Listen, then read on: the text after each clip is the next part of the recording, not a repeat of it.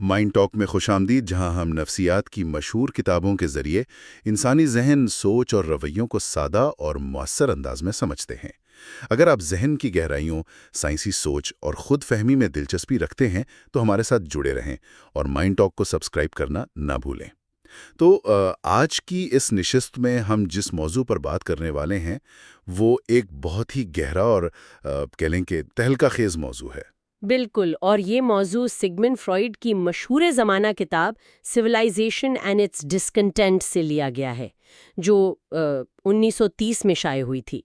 میرا خیال ہے نفسیات سے دلچسپی رکھنے والا شاید ہی کوئی انسان ہو جس نے اس کا نام نہ سنا ہو۔ ایگزیکٹلی اور یہ کتاب بنیادی طور پر اس ابدی جنگ کے بارے میں ہے جو ہماری انسانی جبلتوں، یعنی جو ہماری ہیومن انسٹنکٹس ہیں، اور اس معاشرے کے بنائے گئے سخت قانونوں کے درمیان چلتی رہتی ہے۔ اور مزے کی بات یہ ہے کہ یہ جنگ کبھی ختم نہیں ہوتی، ہم ہر وقت اپنے اندر اس کشمکش کو محسوس کرتے ہیں۔ صحیح، تو اسی لیے ہم نے سوچا کہ اس اہم کتاب پر ایک تفصیلی سیریز کی جائے، اور آج اس سیریز کا پہلا حصہ ہے، یعنی پارٹ 1، جس میں ہم کتاب کے بالکل ابتدائی چیپٹرز کو کور کریں گے، خاص طور پر دی اوشینک فیلنگ یا لامحدودیت کا احساس، اور اس کے ساتھ the development of the ego, یعنی ہماری انا کیسے بنتی ہے۔ یہ دونوں تصورات دراصل ایک دوسرے سے بہت گہرائی سے جڑے ہوئے ہیں، اور میرا خیال ہے کتاب کا آغاز ہی بہت دلچسپ انداز میں ہوتا ہے۔ فرائیڈ کوئی کلینکل ریسرچ نہیں پیش کرتے، بلکہ اپنے ایک دوست کے خط کا ذکر کرتے ہیں۔ ہاں، وہ خط جو انہیں ان کے ایک بہت قریبی دوست نے لکھا تھا، اور اگر میں صحیح یاد کر پا رہا ہوں تو وہ دوست فرائیڈ کے مذہب پر جو خیالات تھے ان پر تنقید کر رہا تھا نا؟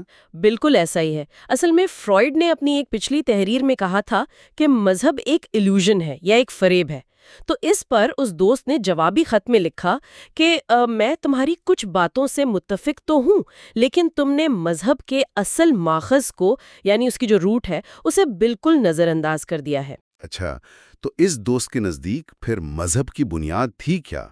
کوئی خاص عقیدہ یا کوئی قانون؟ نہیں، عقیدہ نہیں تھا۔ اس دوست کا دعویٰ تھا کہ مذہب کی بنیاد کوئی نظریہ نہیں ہے، بلکہ ایک خاص قسم کا احساس ہے، جسے اس نے اوشینک فیلنگ کا نام دیا۔ اوشینک فیلنگ یعنی ایک سمندر جیسی لامحدودیت کا احساس۔ ایگزیکٹلی۔ اس نے کہا کہ یہ ایک ایسا گہرا احساس ہے جس میں انسان کو لگتا ہے کہ وہ بیرونی دنیا کے ساتھ اور اس پوری کائنات کے ساتھ مکمل طور پہ جڑا ہوا ہے، جیسے اس کی اپنی ذات کی کوئی حد ہی نہ ہو۔ یعنی وہ اور کائنات ایک ہی ہیں۔ ہاں، وہ ایک ابدیت کا احساس ہے، اور اس دوست کے مطابق یہی وہ خالص احساس ہے جس سے اصل میں مذہبی جذبات جنم لیتے ہیں، اور پھر بعد میں معاشرے ان جذبات کو عقائد کی شکل دے دیتے ہیں۔ ذرا اس تصور کو ہم تھوڑا اور عام فہم بناتے ہیں، کیونکہ سننے میں یہ بہت ہی رومانوی سا لگتا ہے۔ جیسے فرض کریں کوئی رات کے وقت تاروں بھرے آسمان کو دیکھ رہا ہو، بالکل۔ یا پھر کسی بہت بڑے سمندر کے کنارے تنہا کھڑا ہو، اور اچانک اس کے اندر یہ وجدان بیدار ہو کہ وہ اس کائنات میں کوئی حقیر سا الگ تھلگ ٹکڑا نہیں ہے، بلکہ وہ تو اس لامحدود کائنات کا ایک حصہ ہے، اس کی اور کائنات کے درمیان کوئی دیوار نہیں ہے۔ صحیح، اور یہ احساس بہت سے لوگوں نے زندگی میں کبھی نہ کبھی محسوس کیا ہوتا ہے۔ لیکن یہاں میرا ایک سوال ہے، کیا واقعی محض ایک احساس، جو ظاہری بات ہے بہت ہی ذاتی یا سبجیکٹو تجربہ ہے، کیا وہ مذہب جیسی طاقتور چیز کی بنیاد بن سکتا ہے؟ دیکھیں، فرائیڈ نے بھی بالکل یہی سوال اٹھایا تھا، اور چونکہ فرائیڈ ایک خالص تجزیاتی ذہن رکھتے تھے تو ان کا رد عمل بڑا دلچسپ تھا۔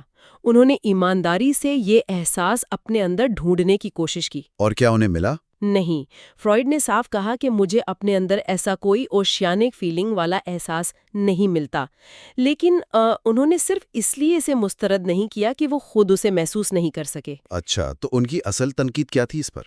ان کا اصل استدلال یہ تھا کہ یہ جو لامحدودیت کا احساس ہے، یہ کوئی بنیادی احساس نہیں ہے، بلکہ یہ ایک ذہنی یا فکری فیصلہ ہے، یعنی ایک انٹلیکچول ججمنٹ ہے۔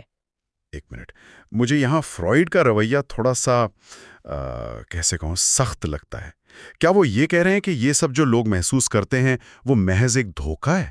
فرائیڈ ان کے تجربے کو جھوٹا نہیں کہہ رہے ہیں، وہ بس یہ کہہ رہے ہیں کہ کوئی بھی احساس بذات خود اتنی بڑی چیز کی بنیاد نہیں ہو سکتا۔ ان کے نزدیک احساسات کسی بہت ہی شدید انسانی ضرورت کا نتیجہ ہوتے ہیں۔ یعنی اگر مذہب وجود میں آیا ہے تو اس کے پیچھے کوئی بہت ہی گہری اور شدید ضرورت ہونی چاہیے، محض ایک احساس نہیں۔ بالکل، صرف یہ محسوس کر لینا کہ میں کائنات سے جڑا ہوں ایک انسان کو وہ تحفظ یا تسلی نہیں دے سکتا جس کی اسے دنیا کے خطرات کا سامنا کرنے کے لیے ضرورت ہوتی ہے۔ تو پھر فرائیڈ کے نزدیک وہ کون سی شدید ضرورت تھی؟ وہ کیا چیز تھی جس نے مذہب جیسی طاقتور چیز کو جنم دیا؟ یہاں فرائیڈ کا وہ نظریہ آتا ہے جو بہتوں کو ہلا دیتا ہے۔ فرائیڈ کہتے ہیں کہ مذہب کی ابتدا دراصل انسان کے بچپن کی بے بسی سے ہوتی ہے، جسے وہ انفانٹائل ہیلپلیسنس کہتے ہیں۔ بچپن کی بے بسی؟ یعنی جب ہم بچے ہوتے ہیں تو ہمیں جس طرح تحفظ چاہیے ہوتا ہے؟ جی دیکھیں، جب ایک چھوٹا بچہ دنیا میں آتا ہے نا تو وہ مکمل طور پر بے بس ہوتا ہے۔ بھوک، سردی، اندھیرا، وہ ہر چیز کے لیے ایک طاقتور محافظ کا محتاج ہوتا ہے، جو کہ عام طور پر باپ کا تصور ہوتا ہے۔ لیکن یہ تو ایک بچے کی بات ہے، ہم تو بالغ انسانوں کی بات کر رہے ہیں جو مذہب کو فالو کرتے ہیں۔ تو فرائیڈ کے مطابق جب وہ بچہ بڑا ہو کر بالغ انسان بنتا ہے، تب بھی وہ دیکھتا ہے کہ یہ کائنات کتنی خوفناک ہے، بیماریاں ہیں، زلزلے ہیں، طوفان ہیں اور موت جیسی اٹل حقیقت ہے، جنہیں ہم اکثر فیٹ یا تقدیر کا نام بھی دیتے ہیں۔ بالکل۔ تو ان نامعلوم طاقتوں کے سامنے ایک بڑا انسان بھی خود کو ویسا ہی بے بس محسوس کرتا ہے جیسا وہ بچپن میں تھا۔ تو اس خوف سے نمٹنے کے لیے اس کا ذہن واپس اسی بچپن کی حالت میں جاتا ہے، باپ کو ڈھونڈتا ہے۔ ایگزیکٹلی، وہ کائنات میں ایک محافظ باپ کا تصور قائم کرتا ہے جو اس کی حفاظت کر سکے اور اسے اس بے رحم دنیا میں اکیلے پن کے خوف سے بچا سکے۔ اور یہی فرائیڈ کے نزدیک مذہب کی اصل جڑ ہے۔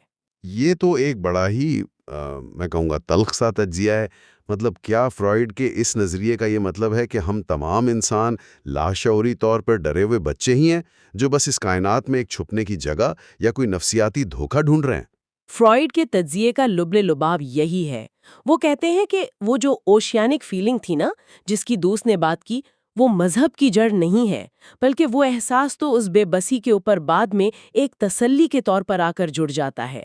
تاکہ کائنات کو ہم اپنا دشمن سمجھنے کے بجائے اپنا دوست یا اپنا حصہ محسوس کرنے لگیں، رائٹ؟ بالکل، یہ بس ذہن کا ایک دفاعی طریقہ ہے، لیکن بنیاد ہمیشہ وہی بچپن کی بے بسی اور خوف ہی رہتا ہے۔ اچھا، اگر ہم اس ساری بحث کو سمجھنا چاہیں تو میرا خیال ہے ہمیں ذہن کی اس بالکل ابتدائی حالت میں جانا پڑے گا، کیونکہ عام زندگی میں تو ہم اپنی ذات کو، جسے ہم ایگو یا انا کہتے ہیں، بہت ٹھوس سمجھتے ہیں۔ ہاں، ہم سب کو لگتا ہے کہ ہماری انا بڑی کلیئر ہے۔ ہاں، مجھے پتا ہے کہ میں یہاں بیٹھا ہوں اور میرے سامنے پڑا ہوا کپ یا باہر کی دنیا مجھ سے الگ ہے۔ میری انا اور بیرونی دنیا کے بیچ ایک واضح لکیر ہے۔ تو یہ لکیر ایک بچے کے ذہن میں بنتی کیسے ہے؟ یہ بہت ہی زبردست پوائنٹ ہے، کیونکہ فرائیڈ کہتے ہیں کہ ہماری یہ جو انا کی ٹھوس سرحدیں ہیں، یہ اصل میں ایک فریب یا ڈسیپٹیو اپیئرنس ہے۔ فریب کیسے؟ ہم تو اسے روزمرہ کی حقیقت مانتے ہیں۔ اسے سمجھنے کے لیے ہمیں ایک اور تصور کو دیکھنا ہوگا، جسے فرائیڈ آئیڈ کا نام دیتے ہیں۔ کیا آپ نے آئیڈ کے بارے میں کچھ پڑھا ہے؟ میں نے اصطلاح تو سنی ہے، لیکن اگر ہم اسے اپنے سننے والوں کے لیے بالکل سادہ الفاظ میں بیان کریں تو وہ کیا ہوگی؟ کا وہ تاریک اور ابتدائی حصہ ہے جو بالکل ایک ابلتی ہوئی دیگ کی طرح ہے۔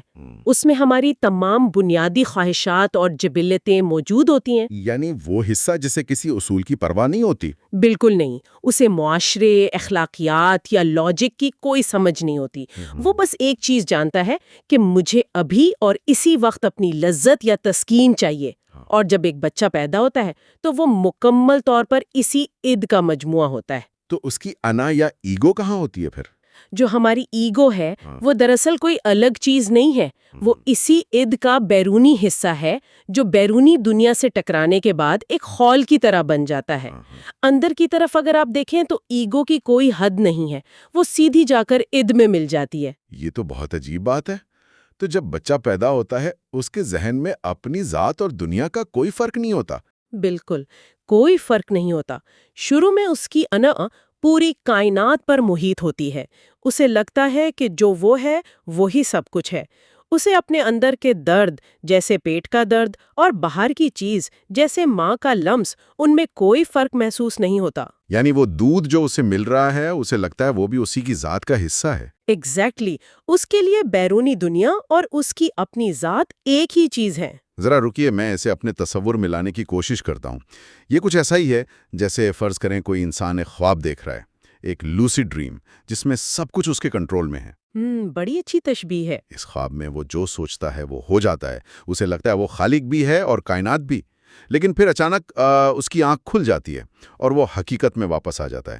اسے پتہ چلتا ہے کہ مجھے پانی پینے کے لیے بستر سے اٹھ کر چل کر جانا پڑے گا، بیرونی دنیا کے قانون ماننے پڑیں گے۔ بہت زبردست مثال دی آپ نے۔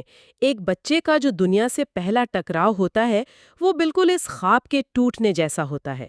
جنی جب اسے پہلی بار بھوک لگتی ہے اور ماں فوراً نہیں آتی تو اسے ایک شدید جھٹکا لگتا ہے۔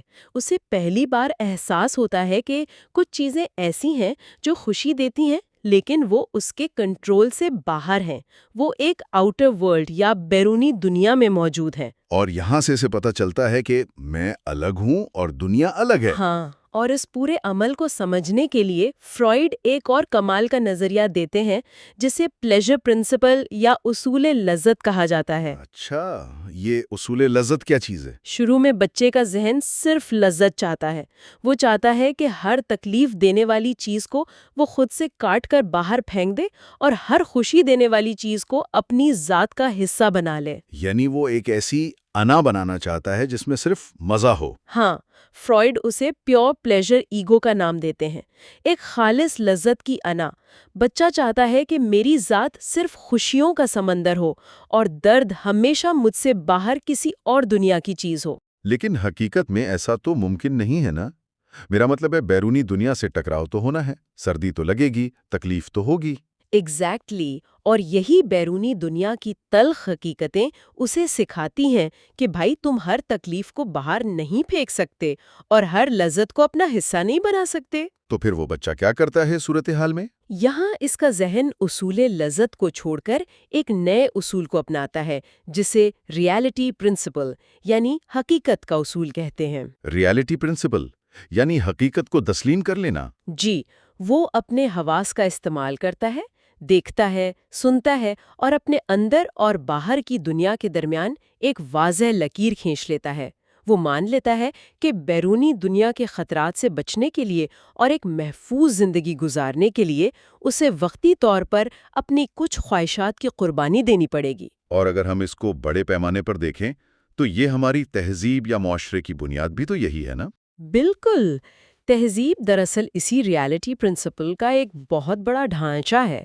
بالغ انسانوں کو صبح اٹھ کر کام پر جانا ہوتا ہے، اپنی مرضی کے خلاف قانون ماننے پڑتے ہیں، اپنے غصے اور جبلتوں کو دبانا پڑتا ہے۔ یعنی معاشرہ ہم سے ڈیمانڈ کرتا ہے کہ ہم اپنی خالص لذت کو قربان کریں تاکہ ہم سب محفوظ رہ سکیں۔ 100%۔ اور اسی لیے فرائیڈ کہتے ہیں کہ ہماری آج کی جو یہ موجودہ انا ہے، یہ دراصل اس ابتدائی وسیع انا کا ایک بہت ہی سپڑا ہوا حصہ ہے، ایک شرنکن ویسٹیج ہے۔ اوہو، تو وہ جو شروع میں ہماری انا لامحدود تھی وہ دنیا کے ڈر سے سکڑ کر اتنی چھوٹی سی رہ گئی ہے۔ جی بالکل، اس نے خود کو بچانے کے لیے بیرونی دنیا کو خود سے الگ کر لیا۔ مائی گاڈ، یہ سن کر تو مجھے ایک دم وہ ابتدائی بات یاد آ گئی جس سے ہم نے نشست شروع کی تھی، وہ اوشیانک فیلنگ۔ اور یہی فرائیڈ کی پوری بحث کا سب سے شاندار نتیجہ ہے جسے ہم آہا مومنٹ کہہ سکتے ہیں۔ تو کیا وہ اوشیانک فیلنگ اور یہ سکڑی ہوئی انا آپس میں جڑے ہوئے ہیں؟ بالکل، فرائیڈ کا استدلال یہ ہے کہ وہ جو ابتدائی لامحدود بچپن کی انا تھی وہ ہمارے ذہن سے کبھی مٹتی نہیں ہے۔ یعنی وہ آج بھی ہمارے اندر کہیں موجود ہے؟ ہاں، ہمارے لاشعور کی گہرائیوں میں وہ زندہ ہے، اور جب ایک بالغ انسان پر اس بیرونی دنیا اور تہذیب کا دباؤ حد سے زیادہ بڑھ جاتا ہے، جب وہ اس روزمرہ کی کشمکش سے تھک جاتا ہے، تو وہ ذہن کیا کرتا ہے؟ تو ہمارا ذہن ایک دفاعی میکانزم کے طور پر کچھ دیر کے لیے راحت پانے کے لیے واپس اسی پرانے لامحدود بچپن کے دور کی طرف لوٹتا ہے۔ واہ، تو فرائڈ کے مطابق وہ جو اوشیانک فیلنگ تھی جس پر لوگ دعویٰ کرتے ہیں کہ یہ کائنات سے جڑنے کا کشف ہے، وہ دراصل ذہن کا اپنے بچپن کی اس بے فکر حالت کی طرف واپس جانا ہے۔ یہ تو واقعی کمال کا تجزیہ ہے۔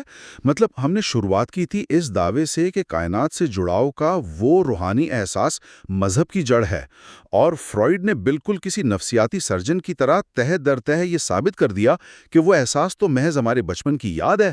ایگزیکٹلی وہ اس دور کی یاد ہے جب ہمیں لگتا تھا کہ پوری دنیا ہماری ہی ذات کا حصہ ہے اور کوئی تکلیف ہم سے الگ نہیں تھی۔ تو ہم تہذیب کے خول میں بند ہیں، اور جب یہ خول ہمیں کاٹنے لگتا ہے تو ہم بھاگ کر اس احساس میں پناہ لیتے ہیں جسے بعد میں روحانیت کا نام دے دیا گیا۔ جی، اور فرائڈ کا مقصد یہی تھا کہ انسانی احساسات کو پراسرار سمجھنے کے بجائے ان کی سائنسی اور نفسیاتی وجوہات کو سمجھا جائے۔ یہ پوری بحث تو واقعی ذہن کے بہت سے دریچے کھول دیتی ہے، اور اس ساری گفتگو کو اگر ہم سمیٹیں تو میرے ذہن میں ایک بہت ہی فکر انگیز سوال اٹھ رہا ہے۔ وہ کیا؟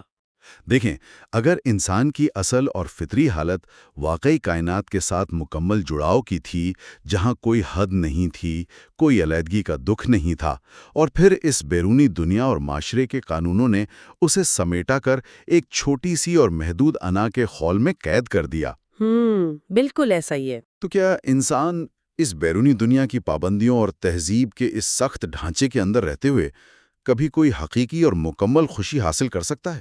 یا یہ تہذیب جس نے ہمیں جانوروں سے انسان تو بنا دیا، دراصل وہی زنجیر ہے جو ہمیں ہمیشہ ہمارے اس ابتدائی لامحدود سکھ سے دور رکھے گی؟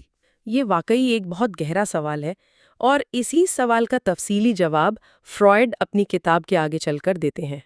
بالکل، اور اگلے حصے یعنی پارٹ 2 میں ہم بات کریں گے کہ انسان خوشی کی تلاش میں کن راستوں کا انتخاب کرتا ہے اور تہذیب اس کے لیے رکاوٹ کیوں بنتی ہے۔ تو ملتے ہیں اگلے نشست میں۔ مائنڈ ٹاک کے پلیٹ فارم سے ہم انسانی نفسیات کی اس خصوصی سیریز کے دوسرے حصے میں آ چکے ہیں، اور آج ہم ایک بہت ہی دلچسپ تفصیلی جائزے کی طرف بڑھ رہے ہیں۔ بالکل، اور یہ حصہ واقعی بہت گہرا ہونے والا ہے۔ ہاں، مطلب آج ہم سگمنڈ فرائڈ کی جو مشہور کتاب ہے سویلائزیشن اینڈ اٹس ڈسکنٹینٹس، اس کے 2 خاص ابواب پر بات کریں گے: زندگی کا مقصد اور انسانی دکھوں کے ذرائع۔ اور یہ دونوں ٹاپکس ایسے ہیں جو ہم سب کی روزمرہ زندگی سے براہ راست جڑے ہوئے ہیں۔ ایگزیکٹلی۔ تو چلیں اسے ایک مثال سے شروع کرتے ہیں۔ فرض کریں کہ ایک انسان مارکیٹ کا سب سے مہنگا، سب سے طاقتور اور جدید ترین اسمارٹ فون خریدتا ہے۔ صحیح، مطلب ایک بالکل فلیگ شپ ڈیوائس۔ ہاں، فلیگ شپ ڈیوائس، اور اس فون کی جو پوری پروگرامنگ ہے نا، وہ صرف ایک کام کے لیے ڈیزائن کی گئی ہے، اور وہ ہے وائی فائی سگنل تلاش کرنا اور اس سے جڑے رہنا۔ بس ایک ہی مقصد ہے اس کا۔ بالکل، لیکن جب اس ڈیوائس کو ہم استعمال کرنا شروع کرتے ہیں تو پتہ چلتا ہے کہ دنیا کا ہر راؤٹر اسے بلاک کر رہا ہے، اس کی بیٹری بڑی حیران کن تیزی سے گر رہی ہے، اور جس خول میں یہ بند ہے وہ خود بخود پگھل کر اسے اندر سے ڈیمیج کر رہا ہے۔ واو، یہ تو بڑی خوفناک صورتحال ہے۔ ہاں، مطلب ایک ایسی مشین جو ایک مخصوص مقصد کے لیے بنائی گئی، لیکن جس دنیا میں اسے رکھا گیا وہ دنیا اس مقصد کے بالکل ہی خلاف کھڑی ہے۔ یہ جو آپ نے تشبیہ دی ہے نا، یہ حیران کن حد تک سگمنڈ فرائڈ کے فلسفے کے ساتھ میچ کرتی ہے۔ اچھا، وہ کیسے؟ دیکھیں، اگر ہم اس اسمارٹ فون کو ایک انسانی وجود سے بدل دیں تو تصویر بالکل واضح ہو جاتی ہے۔ ہماری جو نفسیاتی بناوٹ ہے، ہماری اندرونی خواہشات اور اس کائنات کے جو تلخ حقائق ہیں، ان کے درمیان ایک بہت گہرا تصادم موجود ہے۔ مطلب ہم کچھ اور چاہتے ہیں اور دنیا کچھ اور چاہتی ہے۔ بالکل، انسان دراصل ایسی چیزوں کی تلاش میں مارا مارا پھر رہا ہے جنہیں مستقل طور پر حاصل کرنا شاید اس پورے نظام فطرت میں ممکن ہی نہیں رکھا گیا۔ اور یہی وہ تصادم ہے جسے آج ہم ڈیکوڈ کریں گے۔ تو اگر ہم انسان کے روزمرہ کے رویوں کو دیکھیں، اس کی تمام تر بھاگ دوڑ کو دیکھیں، تو فرائڈ کے نزدیک انسانی زندگی کا حتمی مقصد آخر نکلتا کیا ہے؟ فرائڈ اس کا بہت ہی سیدھا اور 2 ٹوک جواب دیتا ہے۔ وہ کسی پیچیدہ یا مافوق الفطرت فلسفے میں نہیں پڑتا۔ صحیح۔ اس کے مطابق انسان کا ہر عمل، ہر سوچ، ہر فیصلہ صرف ایک ہی مقصد کے گرد گھومتا ہے، اور وہ ہے خوشی کی تلاش، جسے ہم ہیپینس کہتے ہیں۔ مطلب ہم سب بس خوشی ڈھونڈ رہے ہیں۔ بالکل، لیکن نفسیاتی اصطلاح میں اس کے 2 بڑے پہلو ہیں۔ پہلا اس کا منفی پہلو ہے، یعنی درد، تکلیف اور بے چینی سے مکمل طور پر بچنا۔ اچھا، یعنی پہلے تو درد سے بھاگنا ہے۔ ہاں، اور دوسرا مثبت پہلو ہے، جو کہ شدید مسرت، لذت اور خوشی کے لمحات کا تجربہ کرنا ہے۔ فرائیڈ اسے پلیجر پرنسپل، یعنی مسرت کے اصول کا نام دیتا ہے۔ پلیجر پرنسپل، تو کیا یہ ہماری کوئی شعوری چوائس ہے یا بس ہم ایسے ہی بنے ہیں؟ یہ کوئی محض خواہش نہیں ہے، یہ ایک ایسی طاقتور فورس ہے جو پیدا ہونے کے پہلے دن سے ہی ہمارے ذہن کی پوری کارکردگی کو ڈرائیو کر رہی ہوتی ہے۔ زبردست۔ تو ہم کہہ سکتے ہیں کہ یہ پلیجر پرنسپل دراصل ہمارے دماغ کا ایک کیا کہتے ہیں اسے، ڈیفالٹ آپریٹنگ سسٹم ہے؟ ہاں بالکل، ایک ڈیفالٹ کوڈ ہے۔ پیدا ہوتے ہی فیڈ کر دیا گیا ہے کہ بھائی لذت تلاش کرو اور درد سے بچو۔ لیکن یہاں ایک بہت بڑا تضاد پیدا ہوتا ہے۔ وہ کیا؟ اگر ارتقائی طور پر ہماری سب سے بڑی، سب سے بنیادی ضرورت ہی خوشی ہے، تو پھر کائنات کا پورا نظام اس کے حق میں کیوں نہیں ہے؟ ہمیں ایسا کیوں لگتا ہے کہ کائنات ہمیں خوش دیکھنے میں بالکل بھی انٹرسٹڈ نہیں ہے؟ کیونکہ سچ تو یہ ہے کہ کائنات کو ہماری خوشی سے واقعی کوئی دلچسپی نہیں ہے۔ مطلب کائنات کو پرواہ ہی نہیں ہے ہماری؟ بالکل نہیں۔ فرائیڈ بڑے واضح الفاظ میں کہتا ہے کہ دنیا کے وسیع تر نظام یعنی میکروکازم میں انسان کو خوش کرنے کے کسی منصوبے کی سرے سے کوئی گنجائش ہی نہیں ہے۔ یہ تو بڑی مایوس کن بات ہے نا؟ کائنات کی اسکیم بڑی اندھی اور بے نیاز ہے، اور اس سے بھی بڑی بات، خود مسرت کی جو بائیولوجیکل نوعیت ہے وہ بہت لیمیٹڈ ہے۔ لمیٹڈ کیسے؟ ہم تو چاہتے ہیں ہم ہر وقت خوش رہیں۔ دیکھیں، خالص اور شدید خوشی ہمیشہ کنٹراسٹ یعنی تضاد کے میکانزم پر کام کرتی ہے۔ مسرت کبھی بھی ایک مسلسل کیفیت کا نام ہو ہی نہیں سکتی۔ اچھا، اس کانٹراسٹ والے میکانزم کو ذرا مزید کھولیں۔ یہ ہمارے دماغ میں کام کیسے کرتا ہے؟ اسے یوں سمجھیں کہ جب انسان کی کوئی شدید ضرورت جو بہت لمبے عرصے سے رکی ہوئی ہو یا جسے ہم نے دبایا ہوا ہو، وہ اچانک پوری ہو جائے، تو اس مخصوص لمحے میں جو ایک دھماکہ خیز احساس ہوتا ہے نا، بس وہی مسرت ہے۔ مطلب یہ محرومی کے بعد ملنے والی لذت کا نام ہے۔ ایگزیکٹلی۔ لیکن ہماری بائیولوجی کا اصول ہے کہ اگر ہم کسی بھی خوشگوار حالت میں زیادہ دیر تک رہیں تو ہمارا اعصابی نظام اس کا عادی ہو جاتا ہے۔ تو پھر وہ خوشی نہیں رہتی؟ وہ شدید مسرت جلد ہی اپنی شدت کھو دیتی ہے اور محض ایک روٹین یا آرام بن کر رہ جاتی ہے۔ اسی لیے فرائیڈ نے گویٹے کا حوالہ دیا تھا کہ مسلسل خوشی کے دنوں کی قطار برداشت کرنا انسان کے لیے سب سے مشکل کام ہے۔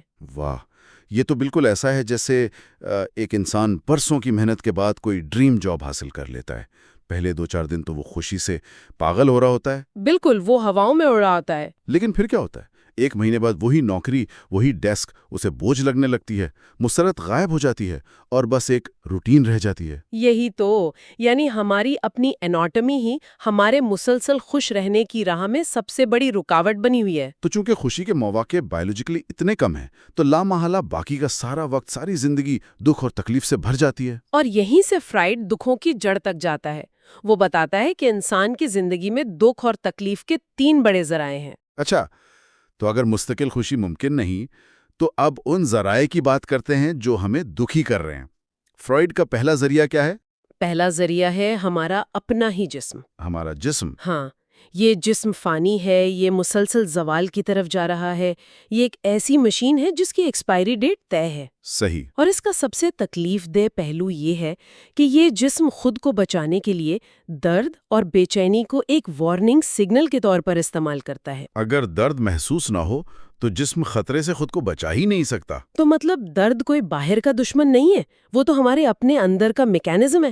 بالکل۔ تو پہلا سورس ہمارا جسم ہو گیا۔ ہاں۔ اب فرائیڈ دوسرا بڑا ذریعہ بتاتا ہے اور وہ ہے بیرونی دنیا کی قوتیں، یعنی ہماری فطرت۔ ہاں، یہ تو سمجھ آتا ہے۔ مطلب زلزلے، بیماریاں، طوفان، یہ تو وہ طاقتیں ہیں جو انسان کو ایک پل میں اڑا سکتی ہیں۔ ایگزیکٹلی۔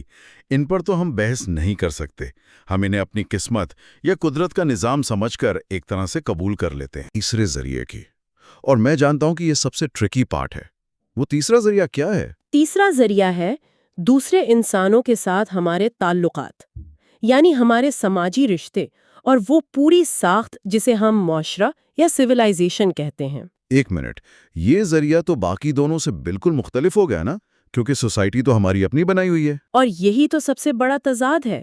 انسان نے یہ تہذیب بنائی ہی اس لیے تھی تاکہ کوئی طاقتور کسی کمزور کو نہ مار سکے اور ہم مل کر فطرت کے عذاب سے بچ سکیں۔ ہاں، تاریخ میں ہم یہی پڑھتے ہیں کہ ہم نے سوسائٹی تحفظ کے لیے بنائی۔ لیکن فرائیڈ کہتا ہے کہ تاریخ کا سب سے بڑا علمہ یہ ہے کہ جو ادارے اور قانون ہم نے اپنی فلاح کے لیے بنائے تھے وہ خود ہماری سب سے بڑی اذیت بن گئے۔ مطلب ہم نے سسٹم ہی غلط ڈیزائن کر دیا۔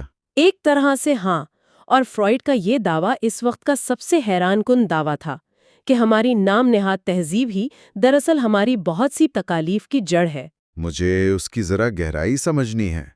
کیا ہم یہ کہہ رہے ہیں کہ تہذیب نے ہمیں تحفظ تو دے دیا لیکن اس کے بدلے ہماری آزادی چھین لی؟ بالکل ایسا ہی ہے۔ میرے ذہن میں ایک تشبیہ آ رہی ہے۔ فرض کریں کہ آپ نے جنگل کے درندوں سے بچنے کے لیے اپنے گھر کے ارد گرد ایک انتہائی مہنگا خطرناک قسم کا سیکیورٹی سسٹم لگا لیا ہے۔ صحیح، ایک دم ٹاپ کلاس سیکیورٹی۔ ہاں، اب وہ سسٹم اتنا حساس ہے کہ اندر بیٹھا شخص اپنی مرضی سے گھر کی کھڑکی تک نہیں کھول سکتا، اونچی آواز میں بول نہیں سکتا ورنہ سائرن بجنے لگتا ہے۔ تو مطلب آپ محفوظ تو ہو گئے، باہر کا شیر آپ کو کھا تو نہیں سکتا۔ لیکن انسان اپنے ہی گھر میں قید ہو گیا ہے نا، وہ اپنی مرضی سے سانس نہیں لے سکتا۔ تہذیب نے ہمیں مفلوج کر دیا ہے۔ یہ تشبیہ بالکل اسی کلچرل محرومی کو ظاہر کرتی ہے جس کی فرائیڈ بات کرتا ہے۔ تہذیب نے ہم سے ہمارے خالص خوشی کے مواقع چھین لیے ہیں اور بدلے میں صرف سماجی تحفظ دیا ہے۔ تو قدیم انسان زیادہ خوش تھا؟ دیکھیں، قدیم انسان کے پاس تحفظ نہیں تھا مگر اس کی جبلتیں مکمل آزاد تھیں۔ اسے غصہ آتا وہ کسی کو مار دیتا۔ آج کے مہذب انسان کو اپنی طاقتور ترین جبلتوں کو ہر وقت دبانا پڑتا ہے۔ اور ظاہر ہے جبلتوں سے مراد ہماری ایگریسو اور جنسی خواہشات ہیں۔ لیکن ایک سوال ہے، اگر میرے اندر غصے کا طوفان ہے اور تہذیب مجھے کہہ رہی ہے کہ مہذب بن کر رہو، تو وہ دباوا غصہ یا توانائی آخر جاتی کہاں ہے؟ کیا وہ غائب ہو جاتی ہے؟ ہرگز نہیں، وہ غائب نہیں ہوتی۔ نفسیات کا قانون بالکل فزکس کے law of conservation of energy کی طرح ہے۔ توانائی بس شکل بدلتی ہے۔ تو وہ جارحیت کس شکل میں نکلتی ہے پھر؟ جب معاشرہ انسان کو باہر غصہ نکالنے سے سختی سے روکتا ہے تو وہ ساری تباکن توانائی واپس اندر کی طرف مڑ جاتی ہے۔ انسان اسے اپنی ہی ذات کے خلاف استعمال کرنے لگتا ہے۔ اوہ مائی گاڈ، اپنے ہی خلاف؟ ہاں، اور یہی وجہ ہے کہ آج کا مہذب انسان اتنے بڑے پیمانے پر ڈپریشن، انزائٹی اور طرح طرح کی نفسیاتی الجھنوں کا شکار ہے۔ تہذیب کی یہ شاندار عمارت دراصل ہماری انہی خواہشات کی قربانیوں پر کھڑی ہے۔ یہ تو ایک پریشر کوکر والی صورتحال بن گئی جس کا والو ہی ہم نے بند کر دیا۔ ایک طرف جنگلی جبلتیں ہیں جو خوشی مانگ رہی ہیں، دوسری طرف بیماریاں ہیں، فطرت ہے، اور پھر یہ معاشرے کی سخت دیواریں ہیں۔ بالکل، ہم ہر طرف سے پھنسے ہوئے ہیں۔ تو پھر انسان اس پاگل کر دینے والے دباؤ میں زندہ کیسے رہتا ہے؟ ہمارا دماغ پھٹ کیوں نہیں جاتا؟ یہی تو فرائیڈ سمجھاتا ہے۔ انسان کو زندہ رہنے کے لیے کچھ عارضی سکون کے طریقوں کا سہارا لینا پڑتا ہے، جنہیں وہ پیلیٹیو ریمیڈیز کہتا ہے۔ مطلب کچھ وقتی حل ڈھونڈنے پڑتے ہیں؟ ہاں، فرائیڈ مانتا ہے کہ زندگی بہت کٹھن ہے، ہم سیدھے طریقے سے اسے برداشت نہیں کر سکتے۔ ہمیں کچھ ایسے پین کلرز، کچھ ہتھ کنڈے چاہیے ہوتے ہیں جو کم از کم درد کا احساس مدھیم کر دیں، اور وہ ان دفاعی طریقوں کو 3 حصوں میں بانٹتا ہے۔ چلے ان کو ایک ایک کر کے ڈی کوڈ کرتے ہیں۔ پہلا طریقہ کیا ہے فرار کا؟ پہلا طریقہ ہے طاقتور مصروفیات۔ جیسے مشہور فلاسفر والٹیر نے کہا تھا کہ اپنی باغیچے میں کام کرو۔ مطلب اپنے آپ کو بزی کر لو؟ ہاں، انسان خود کو اپنے پیشے، تحقیق یا روزمرہ کے کاموں میں اتنا غرق کر لیتا ہے کہ اسے اندر کی محرومیوں کو سوچنے کی مہلت ہی نہیں ملتی۔ اور اس کی سب سے بڑی مثال آج کل کا یہ جو ہسل کلچر ہے وہ ہے۔ ایگزیکٹلی۔ لوگ فخریہ بتاتے ہیں کہ بھائی ہم دن میں 14 گھنٹے کام کر رہے ہیں، لیپ ٹاپ ویکنڈ پر بھی کھلا ہے۔ بظاہر یہ کامیابی لگتی ہے، لیکن نفسیاتی طور پر شاید وہ بس ان خاموش لمحات سے بھاگ رہے ہیں جہاں انہیں سوچنا پڑے کہ وہ خوش بھی ہیں یا نہیں۔ بالکل، لیکن کام کبھی تو ختم ہوتا ہے نا۔ جب لیپ ٹاپ بند ہوتا ہے تو پھر کیا ہوتا ہے؟ تب دماغ کو کوئی اور راستہ چاہیے۔ ہاں، اور وہیں سے دوسرا طریقہ شروع ہوتا ہے جسے فرائیڈ متبادل تسکین یا سبسٹیٹیوشن گریٹیفیکیشن کہتا ہے۔ اس میں کیا آتا ہے؟ جب حقیقی دنیا مسرت نہیں دیتی تو انسان آرٹ اور سب سے بڑھ کر فینٹیسی یعنی ایک خیالی دنیا کا سہارا لیتا ہے۔ جہاں تہذیب کے سخت قانون لاگو نہیں ہوتے۔ ہاں، جیسے نیٹ فلکس پر مسلسل شوز دیکھنا، بنج واچنگ کرنا، یا ویڈیو گیمز میں جا کے ایک ہیرو بن جانا۔ بالکل۔ ہم ایسا اس لیے کرتے ہیں کیونکہ ان گیمز یا شوز میں ہمیں وہ پاور اور کنٹرول فیل ہوتا ہے جو اصل زندگی میں سوسائٹی نے ہم سے چھین لیا ہے۔ لیکن کیا ہمارا دماغ واقعی اس خیالی دنیا پر اعتبار کر لیتا ہے؟ ہاں، نیورولوجیکلی یہ طریقے بہت کارگر ہوتے ہیں کیونکہ یہ ہمارے دماغ میں وہی ڈوپامین ریلیز کرتے ہیں جو حقیقت میں کسی بڑے کامیابی سے ملنا تھا۔ مطلب دماغ کو بے وقوف بنایا جا رہا ہے۔ بالکل۔ لیکن کچھ لوگوں کے لیے یہ سراب کافی نہیں ہوتا، انہیں حقیقت سے مکمل کٹ آف چاہیے ہوتا ہے، اور تب وہ تیسرا اور سب سے تباہ کن طریقہ اپناتے ہیں۔ میرا خیال ہے آپ کا اشارہ نشے کی طرف ہے۔ جی ہاں، تیسرا طریقہ ہے نشہ آور اشیاء کا استعمال۔ یہ باقی دونوں کے مقابلے میں سب سے ڈائریکٹ اور طاقتور طریقہ ہے۔ ظاہر ہے یہ تو سیدھا کیمسٹری ہی بدل دیتا ہوگا نا؟ بالکل، یہ خیالات نہیں بدلتا، جسم کی پوری کیمسٹری بدل کر رکھ دیتا ہے۔ انسان درد سے مکمل بے حس ہو جاتا ہے اور ایک مصنوعی خوشی حاصل کر لیتا ہے۔ لیکن اس کا سب سے بڑا نقصان یہ ہے کہ یہ وہ قیمتی توانائی ضائع کر دیتا ہے جو اگر بچی رہتی تو انسانیت کی بہتری کے لیے استعمال ہو سکتی تھی۔ اچھا، ایک اور چیز ہے، اکثر لوگ محبت کو بھی ایک پناہ گاہ سمجھتے ہیں، تو کیا محبت ہمیں اس تہذیبی دکھ سے بچا سکتی ہے؟ یہ ایک بڑا ہی نازک پہلو ہے۔ محبت انسان کو شدید خوشی تو دیتی ہے، لیکن فرائیڈ کہتا ہے کہ یہ کوئی محفوظ پناہ گاہ نہیں بلکہ سب سے خطرناک راستہ ہے۔ خطرناک کیسے؟ کیونکہ جب انسان محبت کرتا ہے تو وہ اپنے سارے دفاعی حصار گرا دیتا ہے، وہ خود کو ایک دوسرے شخص کے سامنے مکمل طور پر بے بس اور غیر محفوظ کر دیتا ہے، اور اگر وہ محبت چھن جائے تو جو کرب ہوتا ہے اس کی کوئی مثال ہی نہیں۔ تو اگر ہم ان سب کو دیکھیں، کام کا جنون ہو گیا، ویڈیو گیمز کی فینٹیسی ہو گئی، نشے کی بے حسی ہے، کیا یہ سب واقعی ہماری بیماری کا علاج ہیں، یا کیا یہ محض پین کلرز ہیں جو صرف تھوڑی دیر کے لیے درد روک دیتے ہیں؟ یہ بڑی تلخ حقیقت ہے، لیکن ان میں سے کوئی بھی طریقہ مکمل علاج نہیں ہے۔ ہم بس اپنے دکھوں سے بچنے کے لیے ان طریقوں کے کمبینیشنز استعمال کرتے رہتے ہیں۔ مطلب ہم بس کسی نہ کسی طرح سروائیو کرنے کی کوشش کر رہے ہیں؟ بالکل، ہر شخص اپنے حالات کے مطابق انویسٹمنٹ کر رہا ہے۔ کچھ لوگ بالکل تنہا ہو جاتے ہیں، سکون تو مل جاتا ہے مگر خوشی نہیں ملتی، اور کچھ لوگ تو باقاعدہ وہم یا خبط کا شکار ہو کر ایک نئی دنیا ہی بنا لیتے ہیں اور حقیقت سے رشتہ ہی توڑ دیتے ہیں۔ تو اس ساری تفصیلی گفتگو کا نچوڑ تو پھر یہ بنا کہ زندگی کوئی ایسی کہانی نہیں جس کے آخر میں کوئی ہیپی اینڈنگ ہو۔ ہم نکلے تو خوشی کی تلاش میں تھے، مگر کائنات اور اس تہذیب نے ہمیں صرف اپنے دکھوں کو مینج کرنا سکھایا۔ ہاں، ہم خوشی نہیں ڈھونڈتے، بس دکھوں کے درمیان تھوڑا سا وقفہ ڈھونڈتے ہیں۔ لیکن یہاں میں اس گفتگو کو ایک بڑے ہی پراسرار پہلو پر لا کر چھوڑنا چاہوں گا۔ ہم نے سمجھ لیا کہ تہذیب ہم سے ہماری جبلتوں کی قربانی مانگتی ہے، لیکن فرائیڈ بتاتا ہے کہ تہذیب کی جو حتمی قیمت ہم ادا کر رہے ہیں وہ دراصل احساس جرم ہے، سینس آف گلٹ۔ بالکل، اور یہ لاشعوری ہوتا ہے۔ ہاں، جب انسان اپنے غصے اور خیالات کو معاشرے کے ڈر سے دباتا ہے تو وہ خیالات ہمارے اندر ایک خوفناک قسم کی فوقی انا یا سپر ایگو بن جاتے ہیں۔ وہ اندر بیٹھا ایک پہرے دار بن جاتا ہے جو ہر وقت ہمیں جج کر رہا ہوتا ہے، اور ایک نامعلوم سی بے چینی ہمیشہ ہمارے ساتھ چلتی ہے۔ اور انسان سمجھ ہی نہیں پاتا کہ وہ پریشان کیوں ہے۔ ایگزیکٹلی۔ تو ذرا سوچئے، آج کے اس دور میں جسے ہم انزائٹی، برن آؤٹ یا سٹریس کہتے ہیں، کیا وہ واقعی صرف ہمارے کام کی زیادتی کا نتیجہ ہے؟ یا کیا یہ ممکن ہے کہ یہ نامعلوم بے چینی وہ ٹیکس ہے جو یہ تہذیب ہمیں جانوروں سے الگ رکھنے کے عوض روزانہ ہم سے وصول کر رہی ہے؟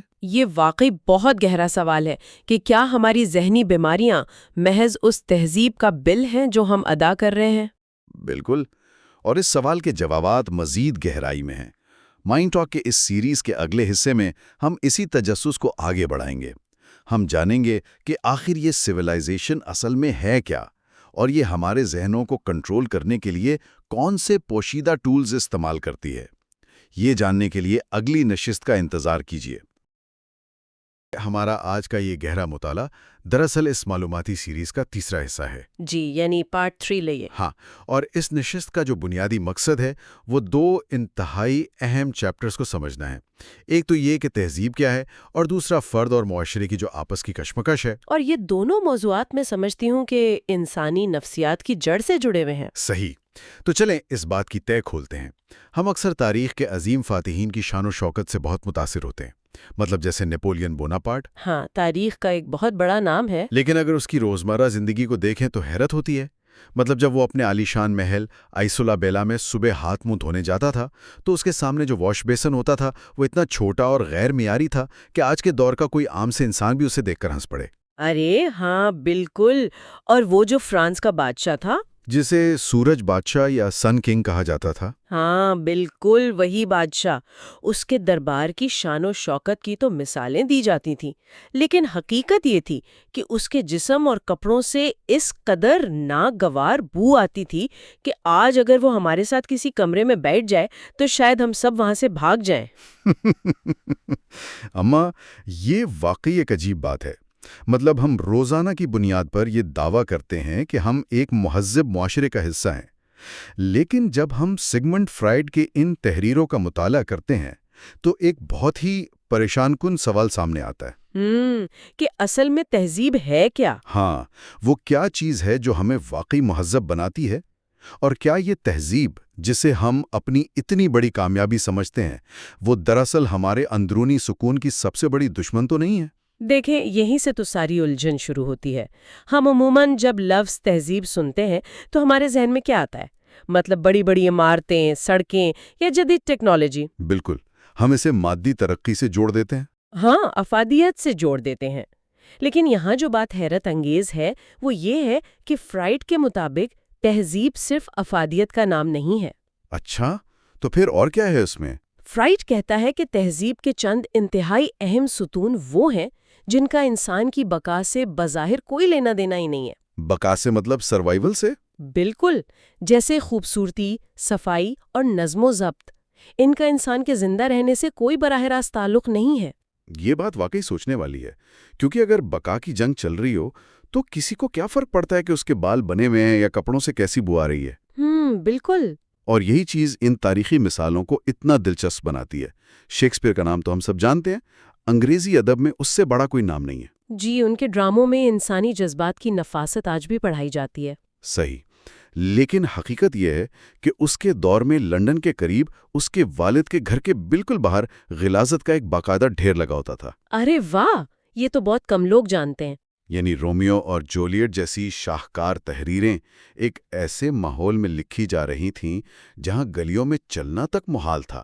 آج ہم اس کا تصور بھی نہیں کر سکتے۔ اس ناگواری کی جو وجہ ہے نا، وہ یہ ہے کہ آج صابن کا استعمال تہذیب کا ایک بنیادی پیمانہ بن چکا ہے۔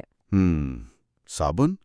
تہذیب کا پیمانہ؟ ہاں، دیکھیں، ہم نے صفائی کو اپنی نفسیات میں اس قدر گہرا اتار لیا ہے کہ ہم تسلیم ہی نہیں کر سکتے کہ گندگی اور تہذیب ایک ساتھ چل سکیں۔ فرائیڈ یہاں بتاتا ہے کہ انسان نے دھیرے دھیرے اپنے آپ کو جانوروں سے الگ کرنے کے لیے ان چیزوں پر زور دینا شروع کیا جو فطرت میں نہیں ہوتیں۔ یعنی جانوروں سے مختلف دکھنے کے لیے؟ بالکل، جانور اپنے فضلے سے گھن نہیں کھاتا، لیکن انسان نے صفائی کو اپنایا تاکہ وہ فخر سے کہہ سکے کہ میں جانور نہیں ہوں۔ صحیح، ہم نے اپنے ذہن میں ایک باقاعدہ لکیر کھینچ دی ہے، اور میں سوچ رہا ہوں کہ اسی طرح نظم و ضبط کا بھی معاملہ ہے۔ جی، وہ کیسے؟ مطلب یہ جو ہم نے گھڑیاں باندھ لی ہیں، کیلنڈر بنا لیے ہیں اور ہر چیز کو ایک وقت مقررہ پر کرنے کے عادی ہو گئے ہیں، جانوروں کی دنیا میں تو ایسا نہیں ہوتا۔ بالکل نہیں ہوتا۔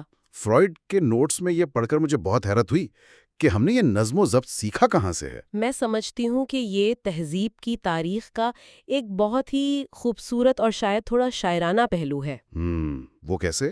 دیکھیں، انسان نے جب کائنات کی طرف دیکھا، ستاروں اور سیاروں کی گردش کا مشاہدہ کیا، تو اسے کائنات کے ان فلکیاتی ادوار میں ایک ترتیب نظر آئی، قدیم انسان جو دنیا کے خطرات سے خوفزدہ رہتا تھا، اس نے سوچا کہ اگر سورج ایک مقررہ وقت پر نکل سکتا ہے اور موسم ایک ترتیب سے آ سکتے ہیں، تو کیوں نہ میں بھی اپنی زندگی میں یہی ترتیب لے آؤں؟ بالکل صحیح۔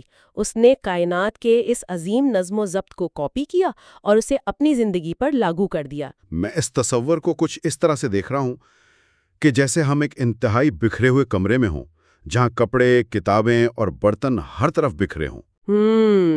ایسے کمرے میں تو بیٹھ کر ہی الجھن ہونے لگتی ہے۔ جی بالکل، ایک ذہنی بے چینی محسوس ہوتی ہے۔ ہماری آدھی توانائی تو چیزیں ڈھونڈنے میں ضائع ہو جاتی ہے، لیکن جب ہم اس کمرے کو ترتیب دے دیتے ہیں، ہر چیز صحیح جگہ پر رکھ دیتے ہیں، تو ذہن پرسکون ہو جاتا ہے۔ مینٹل بینڈوِتھ بچ جاتی ہے۔ بالکل۔ شاید معاشرے کو بھی اسی لیے ایک ترتیب اور قانون کی ضرورت تھی، تاکہ انسان ہر وقت کی بقا کی کشمکش سے نکل کر کچھ اور بھی کر سکے۔ یہ بہت زبردست مثال دی آپ نے۔ لیکن یہاں میرے ذہن میں ایک سوال ابھرتا ہے۔ ہم قانون اور انصاف کی بڑی بڑی باتیں کرتے ہیں، لیکن کیا یہ سچ نہیں کہ معاشرے میں قانون کا آغاز محض اس لیے ہوا تھا کہ کمزور لوگ مل کر ایک طاقتور گنڈے کو روک سکیں؟ یعنی طاقت کے خلاف ایک اتحاد؟ ہاں، کیا قانون کی بنیاد خود ایک طرح کے طاقت کے استعمال پر نہیں رکھی گئی؟ اما یہ بہت ہی کاٹدار مشاہدہ ہے، اور فرائیڈ کی سماجی تھیوری کا دل یہی ہے۔ تہذیب کی جانب جو پہلا قدم تھا وہ بالکل یہی تھا۔ تہذیب سے پہلے انفرادی سطح پر جس شخص کے پاس پٹھوں کی طاقت ہوتی تھی وہ اپنے سے کمزور کو دبا لیتا تھا۔ اس کی مرضی ہی قانون ہوتی تھی۔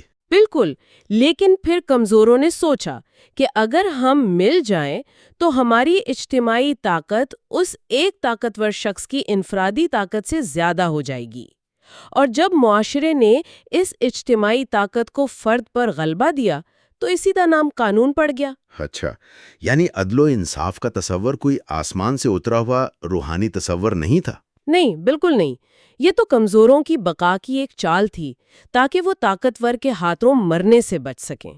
قانون کا بنیادی مطلب یہ ہے کہ اب کوئی ایک فرد کمیونٹی کی متفقہ طاقت سے نہیں ٹکرا سکتا۔ صحیح، یہ تحفظ تو تہذیب کا سب سے پہلا تحفہ ہو گیا۔ جی، لیکن اور یہاں سے ہماری پوری بحث کا رخ مڑتا ہے۔ اس تحفظ کی ایک بہت بھاری قیمت بھی تھی۔ وہ قیمت کیا تھی؟ وہ قیمت یہ تھی کہ جب کمیونٹی نے اس طاقتور شخص کو روکا تو اس کا مطلب تھا کہ اب سب کو، مطلب معاشرے کے ہر فرد کو، اپنی انفرادی خواہشات اور طاقت کے استعمال پر پابندی لگانی پڑے گی۔ اور یہ وہ جگہ ہے جہاں انسان کا دماغ الجھنا شروع ہوتا ہے۔ مطلب ہم نے تحفظ اور صفائی کے لیے بڑے شاندار قوانین تو بنا لیے، لیکن اس انسان کا کیا جو اندر سے اب بھی ایک جنگلی اور آزاد جانور ہے؟ بالکل، وہ لاکھوں سال جنگلوں میں رہا ہے۔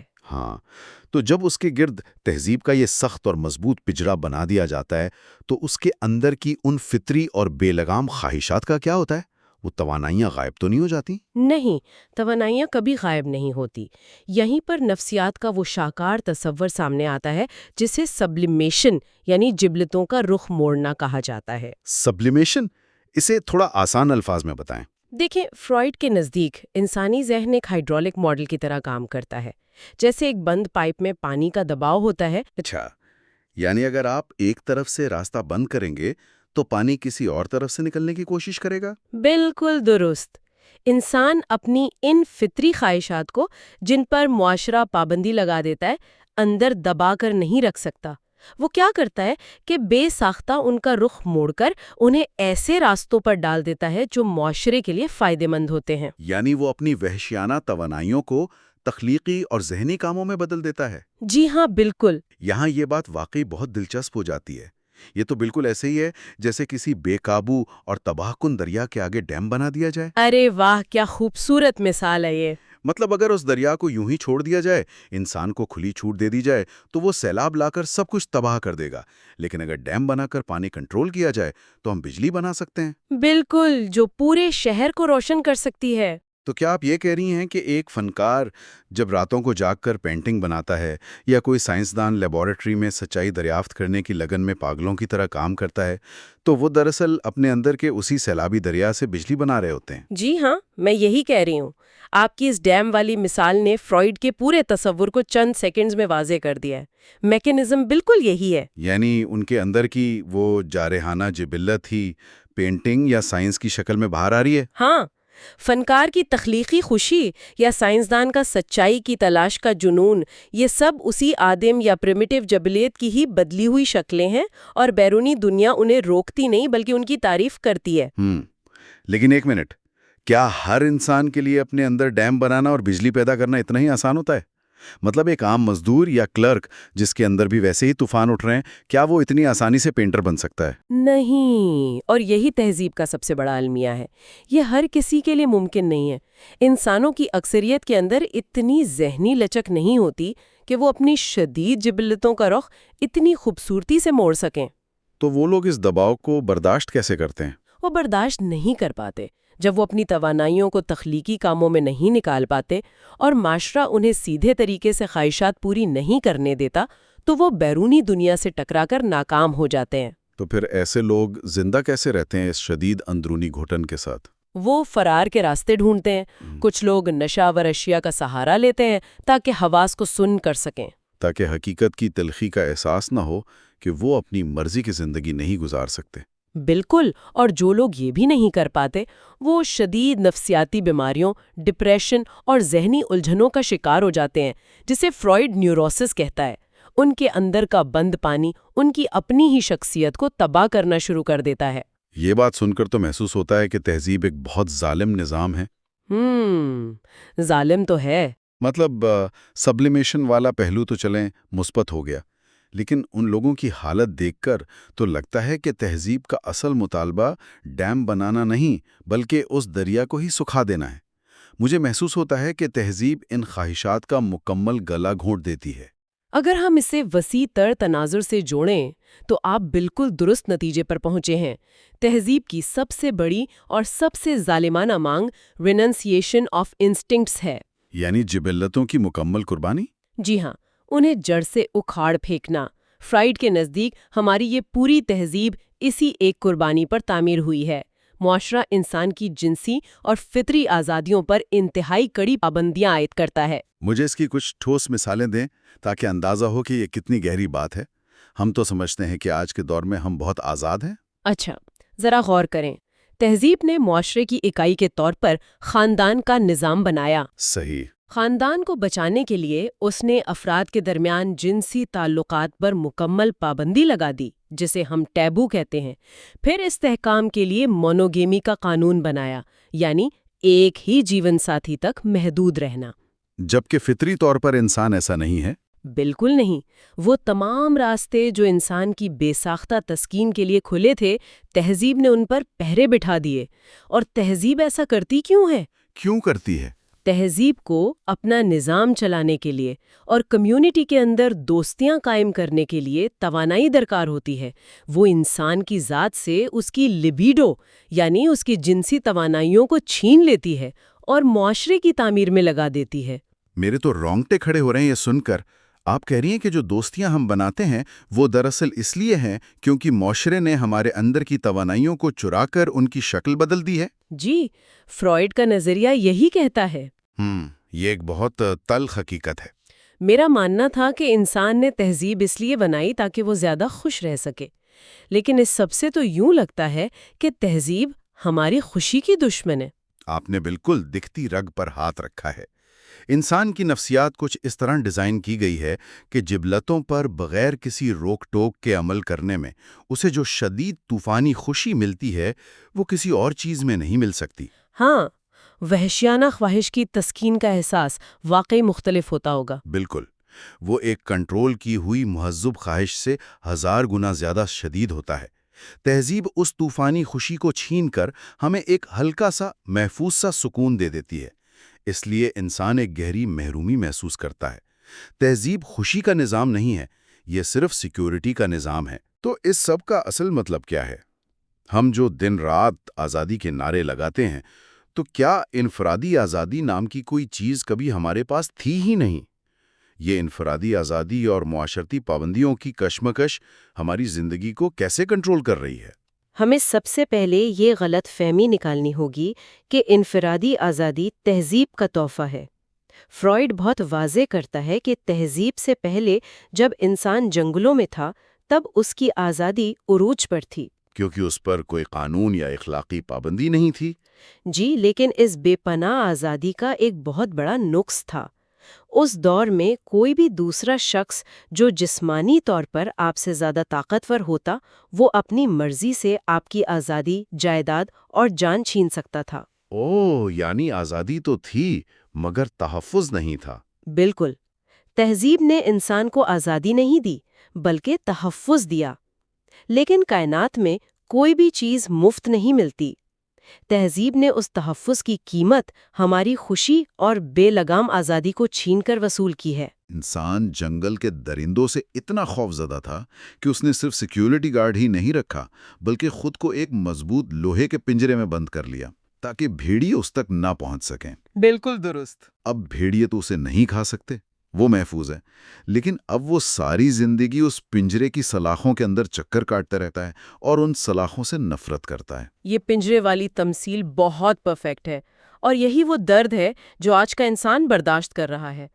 وہ ہر روز اپنی اس کھوئی ہوئی انفرادی آزادی کے لیے معاشرے کے خلاف اندر ہی اندر ایک جنگ لڑتا رہتا ہے۔ ایک عجیب دوغلا پن ہے نا؟ ہاں، وہ چاہتا ہے کہ کمیونٹی کا حصہ رہے تاکہ محفوظ رہے، لیکن وہ یہ بھی چاہتا ہے کہ اپنی ہر وحشیانہ خواہش پوری کرے جو معاشرہ اسے کرنے نہیں دے گا۔ تو یہاں ایک اہم سوال جنم لیتا ہے کہ کیا تہذیب کے مطالبات اور فرد کی خوشی کے درمیان کبھی کوئی توازن قائم ہو سکتا ہے؟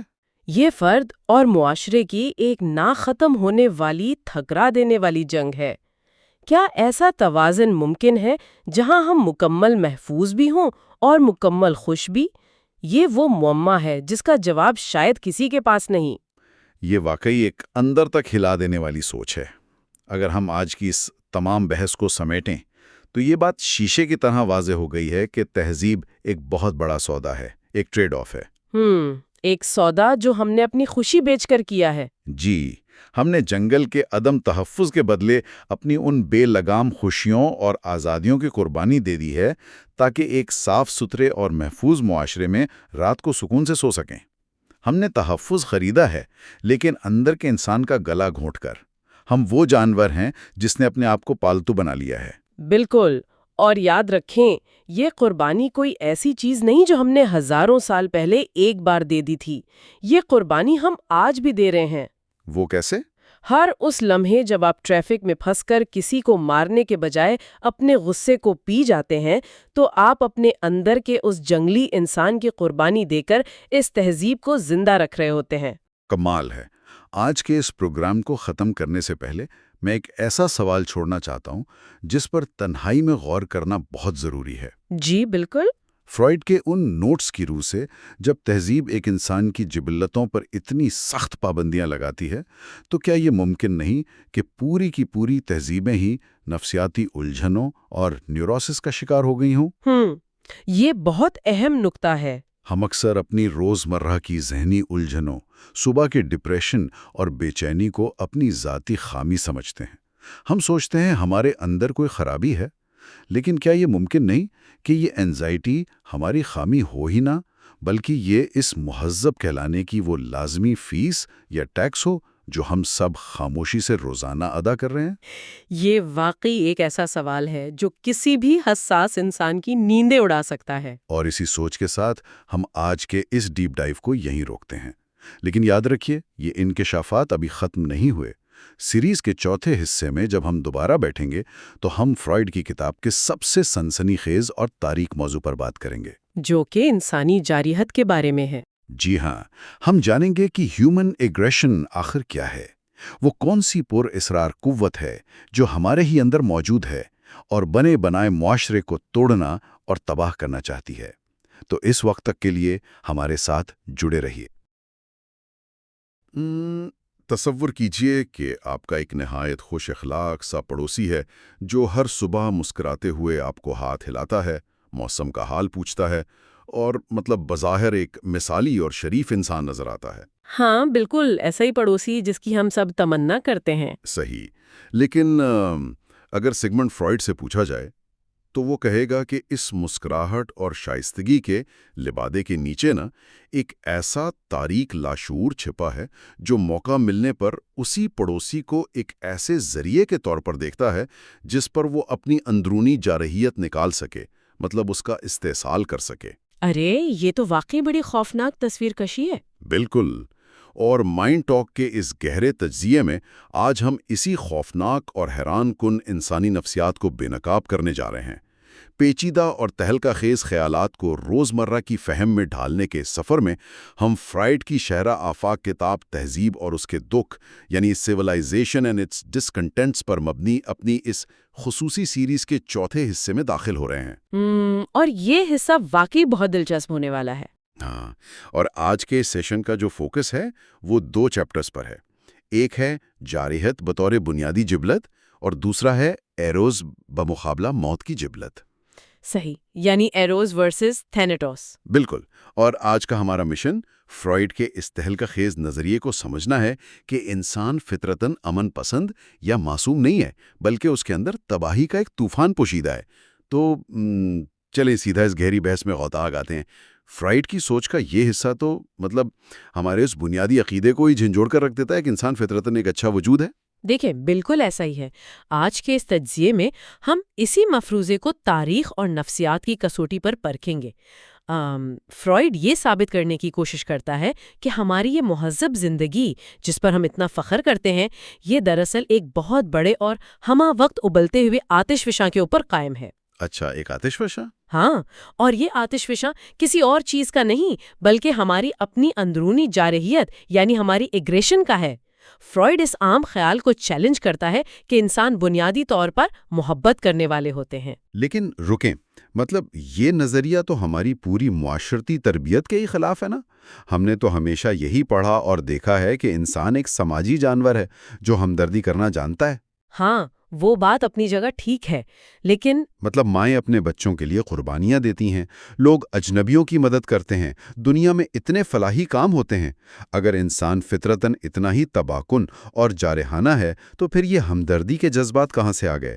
کیا فرائڈ انسان کی اس اچھائی کو مکمل طور پر مسترد کر رہا ہے؟ نہیں، فرائڈ ہمدردی کے وجود سے مکمل انکار نہیں کر رہا، لیکن وہ یہ دلیل ضرور دیتا ہے کہ ہمدردی یا محبت ہماری واحد یا سب سے طاقتور فطرت نہیں ہے۔ اچھا، تو پھر سب سے طاقتور فطرت کیا ہے؟ اس کے نزدیک انسان کے اندر جارحیت محض کسی برے سلوک کا رد عمل یا حالات کی مجبوری نہیں ہے۔ یہ ایک انتہائی مضبوط، خود مختار اور بنیادی جبلت ہے جو ہر انسان کے اندر پیدائشی طور پر موجود ہے۔ یعنی یہ کوئی ایسی چیز نہیں جو ہم معاشرے سے سیکھتے ہیں، بلکہ یہ ہمارے اندر بائی ڈیفالٹ موجود ہے۔ بالکل، بائی ڈیفالٹ۔ فرائڈ لکھتا ہے کہ ایک انسان کے لیے اس کی اپنی نوع کا دوسرا انسان صرف ایک مددگار ہی نہیں ہوتا، بلکہ اس کی وہ دبائی ہوئی جبلت اسے اکساتی ہے کہ وہ دوسرے کی محنت کا فائدہ اٹھائے۔ یہ تو بہت ہی تاریک پہلو ہے۔ ہاں، اور صرف یہی نہیں، فرائڈ کے مطابق وہ جبلت چاہتی ہے کہ انسان دوسرے کی جائیداد پر قبضہ کرے، اسے ذلیل کرے اور اسے تکلیف پہنچائے۔ یہ کوئی وقتی غصہ نہیں ہے، بلکہ ایک مستقل اندرونی دباؤ ہے۔ یہ بات سن کر تو ذہن فوراً ایک دفاعی انداز اختیار کرنے کی کوشش کرتا ہے، مطلب دل نہیں مانتا کہ ہم اتنے برے ہیں۔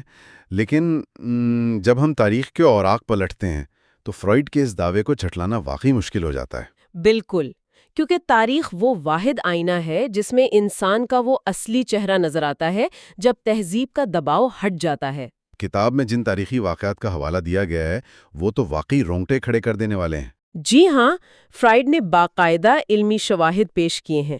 مثلاً اس نے ہنوں کے ان وحشیانہ حملوں کا ذکر کیا ہے جنہوں نے صدیوں پہلے پوری کی پوری بستیوں کو راکھ کر دیا تھا۔ ہاں، ان کی تباہ کاریاں تو تاریخ میں مشہور ہیں۔ اور پھر چنگیز خان اور تیمور لنگ کے منگولوں کی مثال بھی موجود ہے، جن کی تباہ کاریوں کا مقصد صرف فتح حاصل کرنا نہیں تھا، بلکہ انسانی کھوپڑیوں کے مینار کھڑے کرنا ان کے لیے ایک نفسیاتی تسکین کا باعث تھا۔ مطلب صرف مارنا کافی نہیں تھا، اس میں ایک درندگی کا عنصر شامل تھا۔ بالکل. اور پھر فرائڈ یروشلم میں صلیبی جنگجوؤں کی ہولناکیوں کی طرف بھی توجہ دلاتا ہے. وہاں تو مذہب اور ایک اعلیٰ مقصد کے نام پر انسانوں نے بے گناہوں کا خون پانی کی طرح بہایا. اور یہ تو اب پرانے زمانوں کی باتیں ہو گئیں. ہاں، فرائڈ نے خود اپنے دور میں پہلی عالمی جنگ کی تباہ کاریاں دیکھیں، جس نے پڑھے لکھے اور مہذب یورپ کو ایک قصاب خانے میں بدل دیا تھا. یہ تمام شواہد یہ ثابت کرتے ہیں کہ جب بھی قانون کی گرفت کمزور پڑتی ہے تو انسان ایک وحشی درندے کی طرح برتاؤ کرنے لگتا ہے. تاریخ کی ان مثالوں کو دیکھ کر تو مجھے ایک عجیب سی تشبیہ ذہن میں آ رہی ہے. اچھا، کیا تشبیہ ہے؟ مطلب یہ تو بالکل ایسا ہی ہے جیسے ہم نے ایک خونخوار بھیڑیے کو 3 پیس سوٹ پہنا دیا ہو. ارے واہ، یہ بہت زبردست مثال دی آپ نے. کیونکہ وہ سوٹ اس بھیڑیے کی حرکات کو محدود تو کرتا ہے، اسے دفتر میں بیٹھ کر کافی پینا اور شائستگی سے بات کرنا تو سکھا دیتا ہے، لیکن سوٹ کے اندر اس کے دانت، اس کے ناخن اور وہ گوشت نوچنے کی جبلت بالکل ویسے ہی برقرار رہتی ہے. سوٹ پہننے سے بھیڑیے کی فطرت تو نہیں بدل سکتی نا؟ یہ ایک انتہائی جامع اور پرفیکٹ تشبیہ ہے. تہذیب دراصل وہی 3 پیس سوٹ ہے جو انسان پر باہر سے پہنایا گیا ہے. اور مسئلہ یہ ہے کہ یہ سوٹ انسان کے لیے بہت بھاری اور تکلیف دہ ہے. صحیح، اسے پہن کر گھٹن محسوس کرتا ہے. بالکل، وہ ہر وقت اسے اتار پھینکنے کے لاشعوری دباؤ میں رہتا ہے تاکہ اپنی اصل یعنی اسی خونخوار جبلت کی طرف لوٹ سکے. لیکن اگر صورتحال واقعی اتنی ہی سنگین ہے اور ہم اندر سے اتنے ہی جارحانہ اور خونخوار ہیں تو ایک بہت بڑا منطقی سوال پیدا ہوتا ہے. وہ کیا؟ سوال یہ ہے کہ ہم نے مل جل کر یہ شاندار تہذیبیں کیسے کھڑی کر لیں؟ مطلب ہم نے فلک بوس عمارتیں، ہسپتال اور یونیورسٹیاں کیسے بنا لیں؟ اگر ہماری بنیادی جبلت تباہی کی ہے تو انسانیت کو تو اب تک ایک دوسرے کو نوچ کر ختم کر دینا چاہیے تھا. ہم آج یہاں بیٹھ کر یہ تجزیہ کیسے کر رہے ہیں؟ دیکھیے، یہیں سے فرائڈ کے نظریات کی ایک نئی اور انتہائی پراسرار تہ کھلتی ہے. اچھا، انسانی معاشرہ صرف اس لیے مکمل تباہی سے بچا ہوا ہے کیونکہ انسان کے اندر اس جارحیت اور تخریب کے ساتھ ساتھ ایک اور عظیم طاقت بھی پوری قوت سے موجود ہے. اور فرائڈ یہاں 2 یونانی اصطلاحات کا تعارف کرواتا ہے جو اس پورے نفسیاتی کھیل کی بنیاد ہے. اور وہ اصطلاحات کیا ہیں؟ ایک ہے ایروس اور دوسری ہے تھیناٹوس. ایروس کا نام تو عموماً یونانی مائتولوجی میں محبت کے دیوتا کے طور پر سنا جاتا ہے، لیکن فرائڈ کی اس نفسیات میں اس کا اور تھیناٹوس کا اصل طریقہ کار کیا ہے؟ مطلب یہ دونوں ہمارے ذہن کے اندر کام کیسے کرتے ہیں؟ میں بتاتی ہوں. فرائڈ کے نزدیک ایروس صرف کوئی رومانوی محبت کا نام نہیں ہے، یہ زندگی کی، جوڑنے کی اور تعمیر کرنے کی ایک انتہائی بنیادی قوت ہے. جوڑنے کی قوت سے کیا مراد ہے؟ مطلب اس کا کام بکھری ہوئی چیزوں کو اکٹھا کرنا ہے، ایک خلیے کو دوسرے خلیے سے جوڑ کر ایک مکمل جاندار بنانا، پھر افراد کو جوڑ کر ایک خاندان بنانا، اور پھر خاندانوں کو آپس میں جوڑ کر ایک وسیع تر معاشرہ اور تہذیب کھڑی کرنا. یہ سب ایروس کا کمال ہے. صحیح، یعنی ایروس زندگی کو آگے بڑھانے اور پھیلانے کا کام کرتا ہے؟ بالکل، لیکن اس کے عین متوازی ایک اور انتہائی تاریک قوت موجود ہے جسے تھیناٹوس یا موت کی جبلت یعنی ڈیتھ انسٹنکٹ کہا جاتا ہے. موت کی جبلت؟ کیا اس کا مطلب یہ ہے کہ انسان لاشعوری طور پر مرنا چاہتا ہے؟ یہ تو ہماری سروائیول یعنی بقا کی جبلت کی بالکل ہی الٹ بات ہو گئی. یہ کیسے کام کرتی ہے؟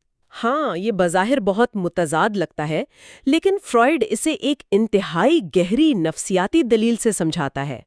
وہ کہتا ہے کہ موت کی جبلت کا بنیادی مقصد یہ ہے کہ ہر زندہ چیز کو واپس اس کی پرسکون، بے جان اور غیر نامیاتی یعنی ان آرگینک حالت میں دھکیل دیا جائے.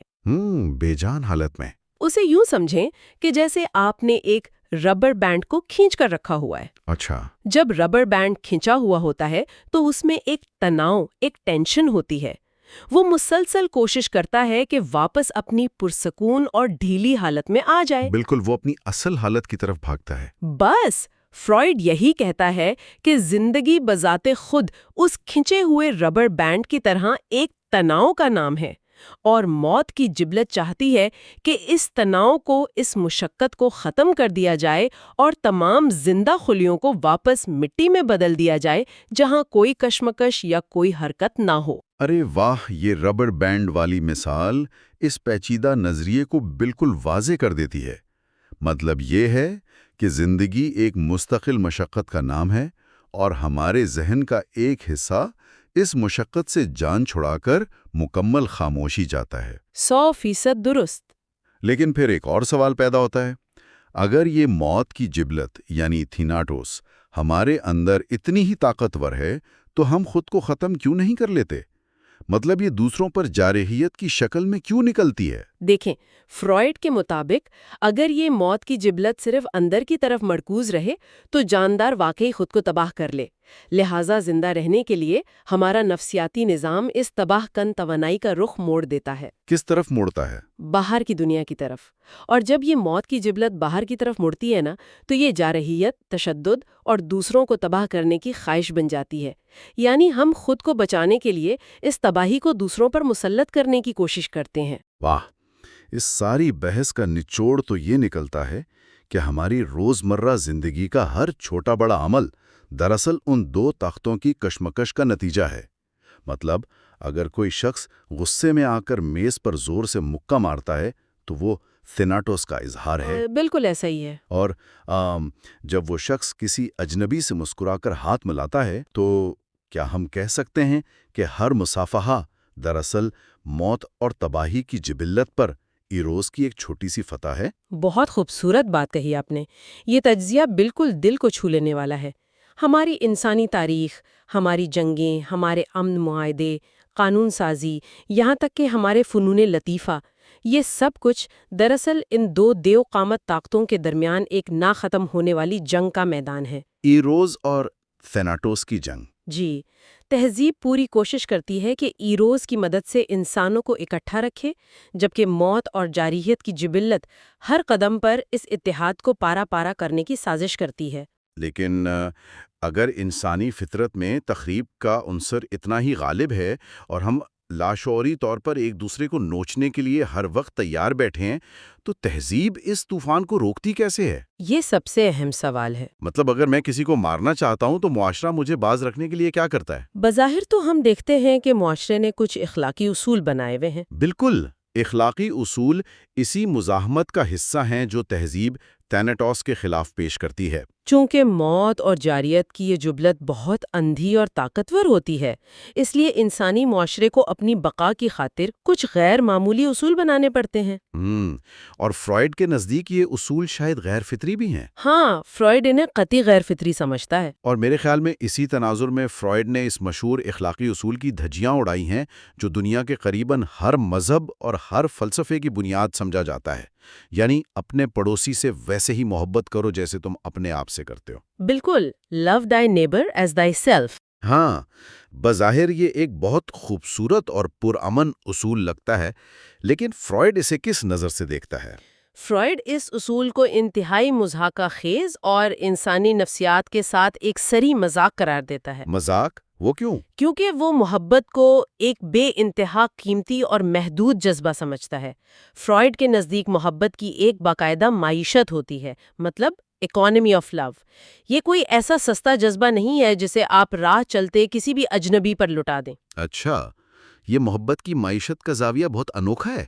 اس کا مطلب ہے کہ محبت ایک بینک اکاؤنٹ کی طرح ہے۔ بالکل، بہت اچھی مثال ہے۔ مطلب اگر میں اپنا سارا پیسہ گلی میں چلتے ہوئے ہر اجنبی کو بانٹ دوں تو ظاہر ہے میرے اپنے بچوں اور خاندان کے لیے تو کچھ نہیں بچے گا نا۔ یہی فرائڈ کی دلیل کی بنیاد ہے۔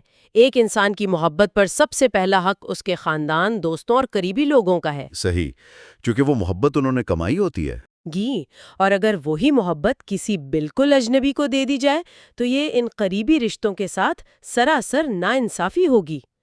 فرائڈ مزید یہ کہتا ہے کہ ایک اجنبی جس کے بارے میں مجھے کچھ علم ہی نہیں، جو شاید موقع ملنے پر میرا استحصال کرنے کا ارادہ رکھتا ہو، وہ میری اس قیمتی محبت کا مستحق کیسے ہو سکتا ہے؟ صرف اس بنیاد پر کہ وہ بھی اس زمین پر رہتا ہے۔ ہاں، فرائڈ کہتا ہے کہ اگر مجھ سے کہا جائے کہ پڑوسی سے صرف اس لیے محبت کرو کیونکہ وہ بھی ایک انسان ہے، تو یہ مطالبہ میری نفسیاتی ساخت کے لیے بالکل ناقابل قبول ہے۔ اس سے بھی ایک قدم آگے ایک اور اصول ہے جو اس سے بھی زیادہ سخت ہے، مطلب اپنے دشمنوں سے محبت کرو۔ اوہ، وہ تو فرائیڈ کے لیے اور بھی ناقابل فہم ہے۔ اگر پڑوسی سے محبت کرنا اتنا مشکل ہے تو جس نے میرا باقاعدہ نقصان کیا ہے اس سے محبت کا مطالبہ تو فرائیڈ کے نظریے میں پورا پاگل پن ہوگا۔ بلا شبہ اپنے دشمنوں سے محبت کرو کا حکم فرائیڈ کی نظر میں انسان کی اندرونی ساخت پر ایک ظالمانہ حملہ ہے۔ بالکل۔ اگر کوئی شخص کسی کو نقصان پہنچاتا ہے یا اس کی توہین کرتا ہے تو فطری رد عمل یہی ہے کہ وہ اس سے نفرت کرے اور اپنا دفاع کرے۔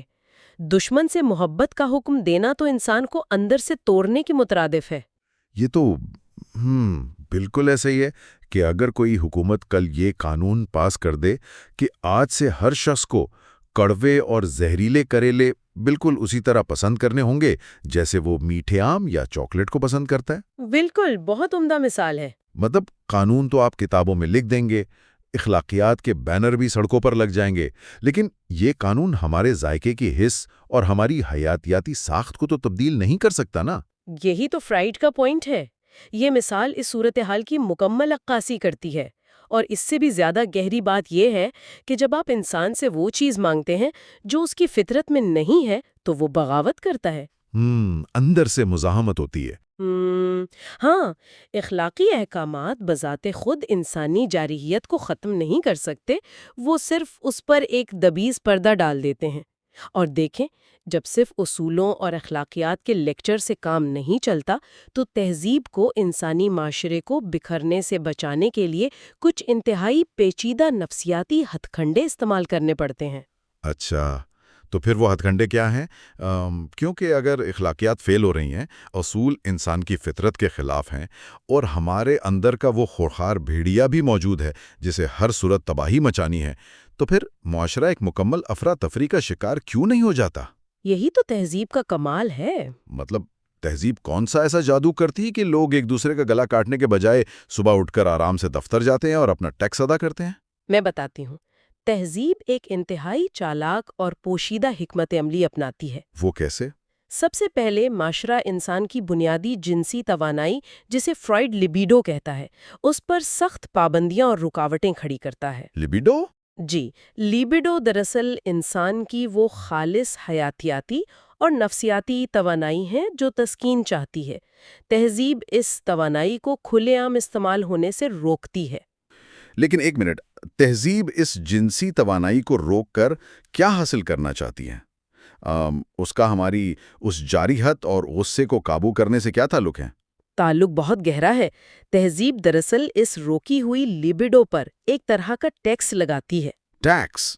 یہ تو دلچسپ ہے۔ ہاں، اور اس دبی ہوئی توانائی کا رخ موڑ کر اسے معاشرتی رشتوں، دوستیوں اور ایک وسیع تر کمیونٹی کو تعمیر کرنے میں استعمال کرتی ہے۔ اسے نفسیات کی زبان میں سبلیمیشن کہا جاتا ہے۔ تہذیب چاہتی ہے کہ لوگ ایک دوسرے کے ساتھ صرف جسمانی کشش کی بنیاد پر نہ جڑیں، بلکہ اس توانائی کو استعمال کر کے وہ آرٹ بنائیں، قوانین مرتب کریں اور ایک مشترکہ سماجی بندھن میں بندھے رہیں۔ واہ، مطلب تہذیب نے لیبیڈو کی توانائی کو چرا کر اسے اپنے مقاصد کے لیے استعمال کر لیا۔ یہ بات تو سمجھ میں آتی ہے، لیکن اس غصے اور اس اندرونی جارحیت کا کیا ہوتا ہے جو تھیناٹوس کی وجہ سے ہر وقت اندر ابل رہی ہے؟ وہ جارحیت کہیں نہیں جاتی، وہ وہیں رہتی ہے۔ تو پھر اگر آپ ایک پریشر کوکر کے سارے والو بند کر دیں گے تو وہ کوکر تو بالآخر پھٹ جائے گا نا۔ تو معاشرہ اس جارحیت کے بخارات کو نکالنے کے لیے کون سے راستے فراہم کرتا ہے؟ آپ نے پریشر کوکر کی بالکل درست تشبیہ دی ہے۔ تہذیب بھی بخوبی جانتی ہے کہ اگر وہ تمام والو مکمل طور پر بند کر دے گی تو پورا معاشرہ ایک ہی دھماکے میں تباہ ہو جائے گا۔ بالکل۔ لہٰذا تہذیب انتہائی ہوشیاری سے کچھ چھوٹے چھوٹے اور نسبتاً محفوظ والو کھلے چھوڑ دیتی ہے تاکہ جارحیت کی بھاپ نکلتی رہے۔ اور وہ والو کیا ہے؟ فرائیڈ نے اسے ایک انتہائی شاندار اصطلاح دی ہے، معمولی اختلافات پر مبنی نارسسزم، یعنی نارسسزم آف مائنر ڈفرینسز۔ یہ اصطلاح تھوڑی تکنیکی لگ رہی ہے، معمولی اختلافات پر مبنی نرگسیت۔ اسے اگر ہم روزمرہ کی زندگی پر لاگو کریں تو اس کا عملی مطلب کیا بنتا ہے؟ اس کا سیدھا سا مطلب یہ ہے کہ انسان ان لوگوں سے زیادہ نہیں الجھتا جو اس سے بالکل مختلف اور ہزاروں میل دور رہتے ہیں، بلکہ وہ ان لوگوں سے شدید ترین تعصب اور رقابت رکھتا ہے جو اس کے بالکل پڑوس میں رہتے ہیں۔ اچھا، جو قریب رہتے ہیں۔ بالکل، جن سے اس کی ثقافت، زبان اور رسم و رواج قریباً ملتے جلتے ہیں۔ یہ تو بڑی عجیب بات ہے۔ فرائیڈ نے کتاب میں اس کی واضح مثالیں دی ہیں، جیسے ہسپانوی اور پرتگالی لوگ، ان کی تاریخ اور جغرافیہ کتنا ملتا ہے، لیکن وہ ایک دوسرے پر کڑی تنقید کرتے ہیں۔ ہاں، ایسا ہی ہے۔ اسی طرح انگریزوں اور اسکاٹش لوگوں کے درمیان تعصبات دیکھ لیں، یا شمالی اور جنوبی جرمنی کے لوگوں کے درمیان کی خلیج۔ یہ لوگ ایک دوسرے سے اتنے مشابہ ہیں، لیکن پھر بھی چھوٹی چھوٹی بظاہر بے معنی باتوں پر ایک دوسرے سے نفرت کا اظہار کرتے ہیں۔ یعنی وہ لوگ جو قریباً ایک جیسے ہیں، وہ ان معمولی چیزوں پر لڑ رہے ہوتے ہیں جن کی وسیع تر تناظر میں کوئی خاص اہمیت نہیں ہوتی۔ جی بالکل۔ لیکن اس کا تہذیب کو کیا فائدہ ہوتا ہے؟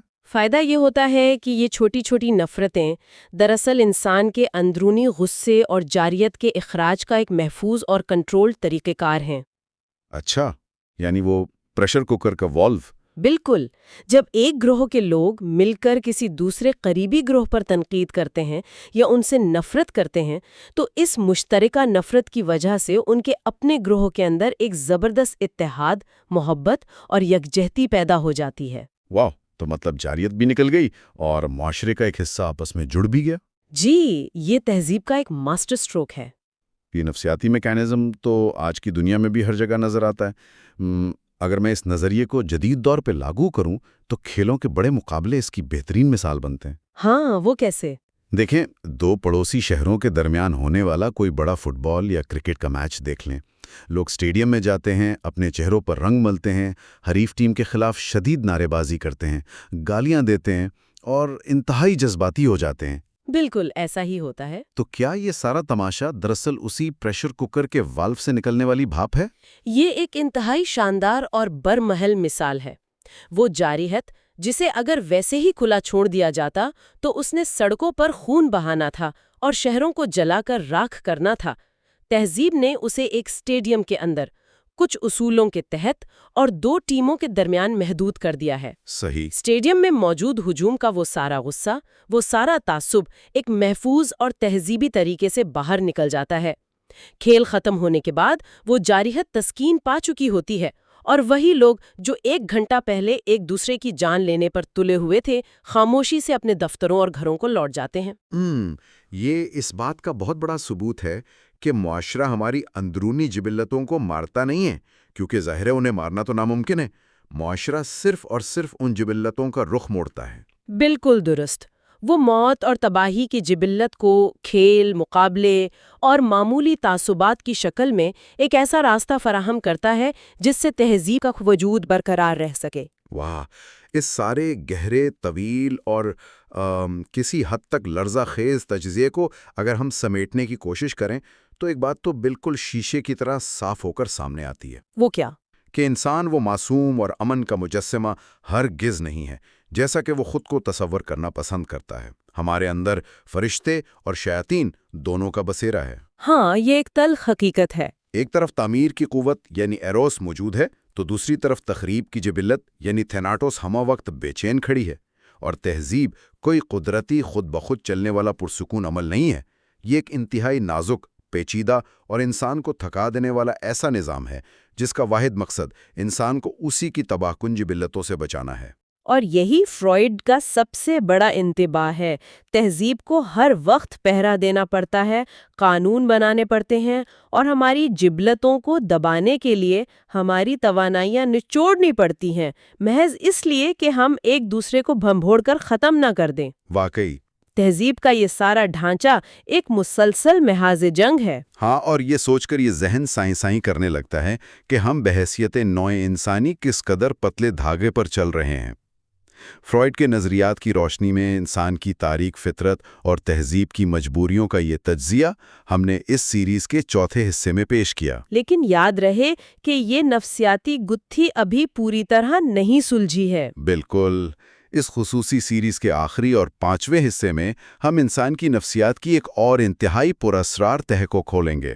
ہم دیکھیں گے کہ جس چیز کو ہم بڑے فخر سے اپنا ضمیر کہتے ہیں اور جو ہمیں برائی سے روکتا ہے وہ آخر بنتا کیسے ہے، ہاں، کانشنس کا تصور۔ اور وہ کون سا احساس جرم ہے، یعنی سینس آف گلٹ، جو تہذیب ہمارے اندر زبردستی پیدا کرتی ہے اور جو ہمیں اندر ہی اندر دیمک کی طرح کھوکھلا کر دیتا ہے۔ وہ آنے والا سیشن یقیناً ان تمام بکھری ہوئی کڑیوں کو ملا دے گا اور یہ واضح کرے گا کہ تہذیب ہم پر اندرونی سطح پر کیا قیمت عائد کرتی ہے۔ اور آج کے اس گہرے تجزیے کو ختم کرنے سے پہلے ایک ایسا سوال جو شاید کسی بھی سوچنے والے ذہن کو رات بھر سونے نہ دے۔ جی فرمائیں۔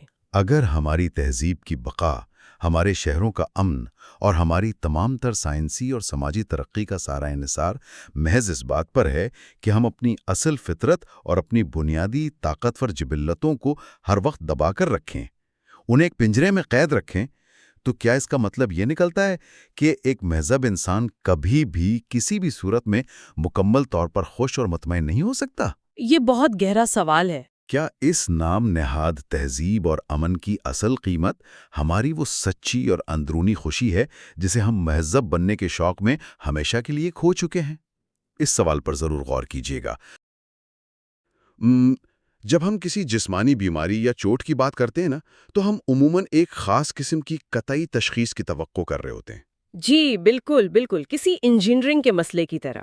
ہڈی ٹوٹی ہے تو ایکس رے مشین اس ٹوٹی ہوئی ہڈی کی ایک صاف سفید لکیر دکھا دے گی، معالج بس اسکرین کی طرف اشارہ کرے گا اور کہے گا دیکھیں مسئلہ یہاں ہے۔ ہاں، اور اس تشخیص میں ایک واضح پن ہوتا ہے، کوئی ابہام نہیں ہوتا، یا تو ہڈی ٹوٹی ہے یا جڑی ہوئی ہے۔ لیکن آج ہم جس موضوع پر بات کر رہے ہیں وہاں یہ ایکس رے مشین کام کرنا چھوڑ دیتی ہے۔ صحیح کہا آپ نے، کیونکہ جب تجزیہ انسانی ذہن، اس کے ارتقاء اور ان پوشیدہ زخموں کا ہو جو تہذیب نے انسان کے اندر لگائے ہیں، تو علامات واضح نہیں ہوتی۔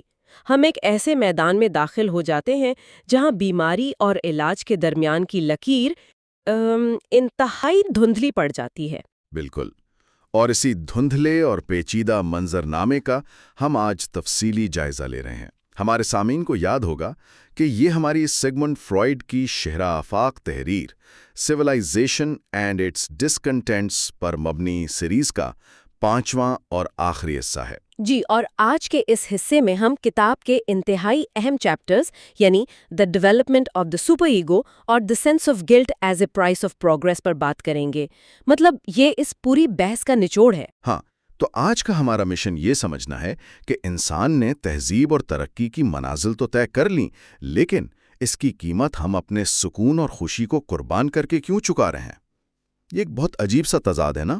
بہت بڑا تضاد ہے، اور آج ہم اس سوال کا جواب تلاش کریں گے کہ کیسے معاشرے کے قانون ہمارے ذہن کے اندر ایک خاموش اور سخت گیر پہرے دار بن کر بیٹھ جاتے ہیں۔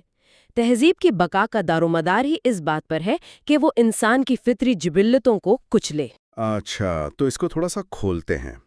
سوال یہ ہے کہ اربوں انسان جن کے اندر فطری طور پر بے پناہ جارحیت اور تباہی کے جذبات موجود ہیں، وہ روزمرہ کی زندگی میں ایک دوسرے پر حملہ آور کیوں نہیں ہوتے؟ یہی تو فرائیڈ کا بنیادی سوال ہے۔ معاشرہ آخر اس جارحیت پر کیسے قابو پاتا ہے؟ دیکھیں، تہذیب کے پاس ایسا کوئی جادو نہیں ہے کہ وہ اس انسانی غصے کو خلا میں غائب کر دے۔ توانائی اپنا وجود تو برقرار رکھتی ہے نا۔ تو پھر یہ جارحیت غائب نہیں ہوتی تو جاتی کہاں ہے؟ مطلب اگر سڑک پر کسی نے میرا راستہ کاٹا ہے اور میری فطری جبلت اسے نقصان پہنچانے کی ہے، لیکن قانون مجھے روکتا ہے، تو میرے اندر کا وہ غصہ کہاں خرچ ہوگا؟ فرائیڈ کا نظریہ یہاں ایک انتہائی تاریک حقیقت بتاتا ہے۔ تہذیب اس جارحیت کو غائب نہیں کرتی، بلکہ وہ اسے واپس خود انسان کے ہی خلاف موڑ دیتی ہے۔ ایک منٹ، مطلب میرا غصہ میرے ہی خلاف استعمال ہوتا ہے؟ بالکل، جو غصہ اور جارحیت آپ بیرونی دنیا پر نکالنا چاہتے تھے نا، وہ پلٹ کر آپ کی اپنے ہی ذہن کی طرف ہو جاتی ہے۔ انسان کا ذہن 2 حصوں میں بٹ جاتا ہے، ایک حصہ جو جارحیت کا شکار ہوتا ہے اور دوسرا جو نگرانی کرتا ہے۔ اچھا، اور اس نگرانی کرنے والے حصے کو ہی ہم سپر ایگو کہتے ہیں، ہے نا؟ جی ہاں، بالکل، اسے بالائے انا یا سپر ایگو کہا جاتا ہے۔ اور فرائیڈ نے اس عمل کو واضح کرنے کے لیے کتاب میں ایک انتہائی طاقتور تشبیہ استعمال کی ہے۔ وہ لکھتا ہے کہ یہ سپر ایگو یوں کام کرتا ہے جیسے کسی فتح کیے گئے شہر میں ایک فوجی چھاونی قائم کر دی گئی ہو۔ ارے واہ، فتح کیے گئے شہر میں فوجی چھاونی، یہ تو بڑی زبردست تشبیہ ہے نا؟ اب فرض کریں کہ ایک شہر ہے جس نے بغاوت کی تھی۔ اب فاتح فوج اس شہر کو تباہ کرنے کے بجائے اس کے عین مرکز میں اپنی ایک مسلح چھاونی بنا دیتی ہے جو 24 گھنٹے شہر کے لوگوں پر نظر رکھتی ہے۔ تو یعنی میرا وجود، میری ایگو، وہ فتح کیا گیا شہر ہے، اور تہذیب نے میرے ہی غصے کو استعمال کر کے میرے اندر سپر ایگو کی شکل میں وہ فوجی چھاونی قائم کر دی ہے۔ بالکل صحیح سمجھے آپ، اور یہ چھاونی اب آپ کے ہر خیال کی نگرانی کرتی ہے۔ یہ تشبیہ تو صورتحال کو بالکل بدل کر رکھ دیتی ہے۔ اس کا مطلب ہے کہ ہمارا یہ جو نام نہاد اخلاقی ضمیر ہے، یہ کوئی آسمانی روشنی نہیں ہے، بلکہ یہ تو ایک کاغذ اور بیرونی فورس ہے جو ہمارے اندر بیٹھ گئی ہے۔ جی، اور سب سے دلچسپ بات یہ ہے کہ انسان پیدائشی طور پر ایسا نہیں ہوتا۔ ایک چھوٹے بچے کے اندر یہ فوجی چھاونی نہیں ہوتی۔ وہ تو صرف اس لیے گرم چیز کو ہاتھ نہیں لگاتا یا چوری نہیں کرتا کیونکہ اسے والدین کی ڈانٹ کا ڈر ہوتا ہے۔ ہاں، مطلب اسے ان کی محبت چھن جانے کا خوف ہوتا ہے نا۔ بچپن میں تو ہم بس پکڑے جانے سے ڈرتے ہیں۔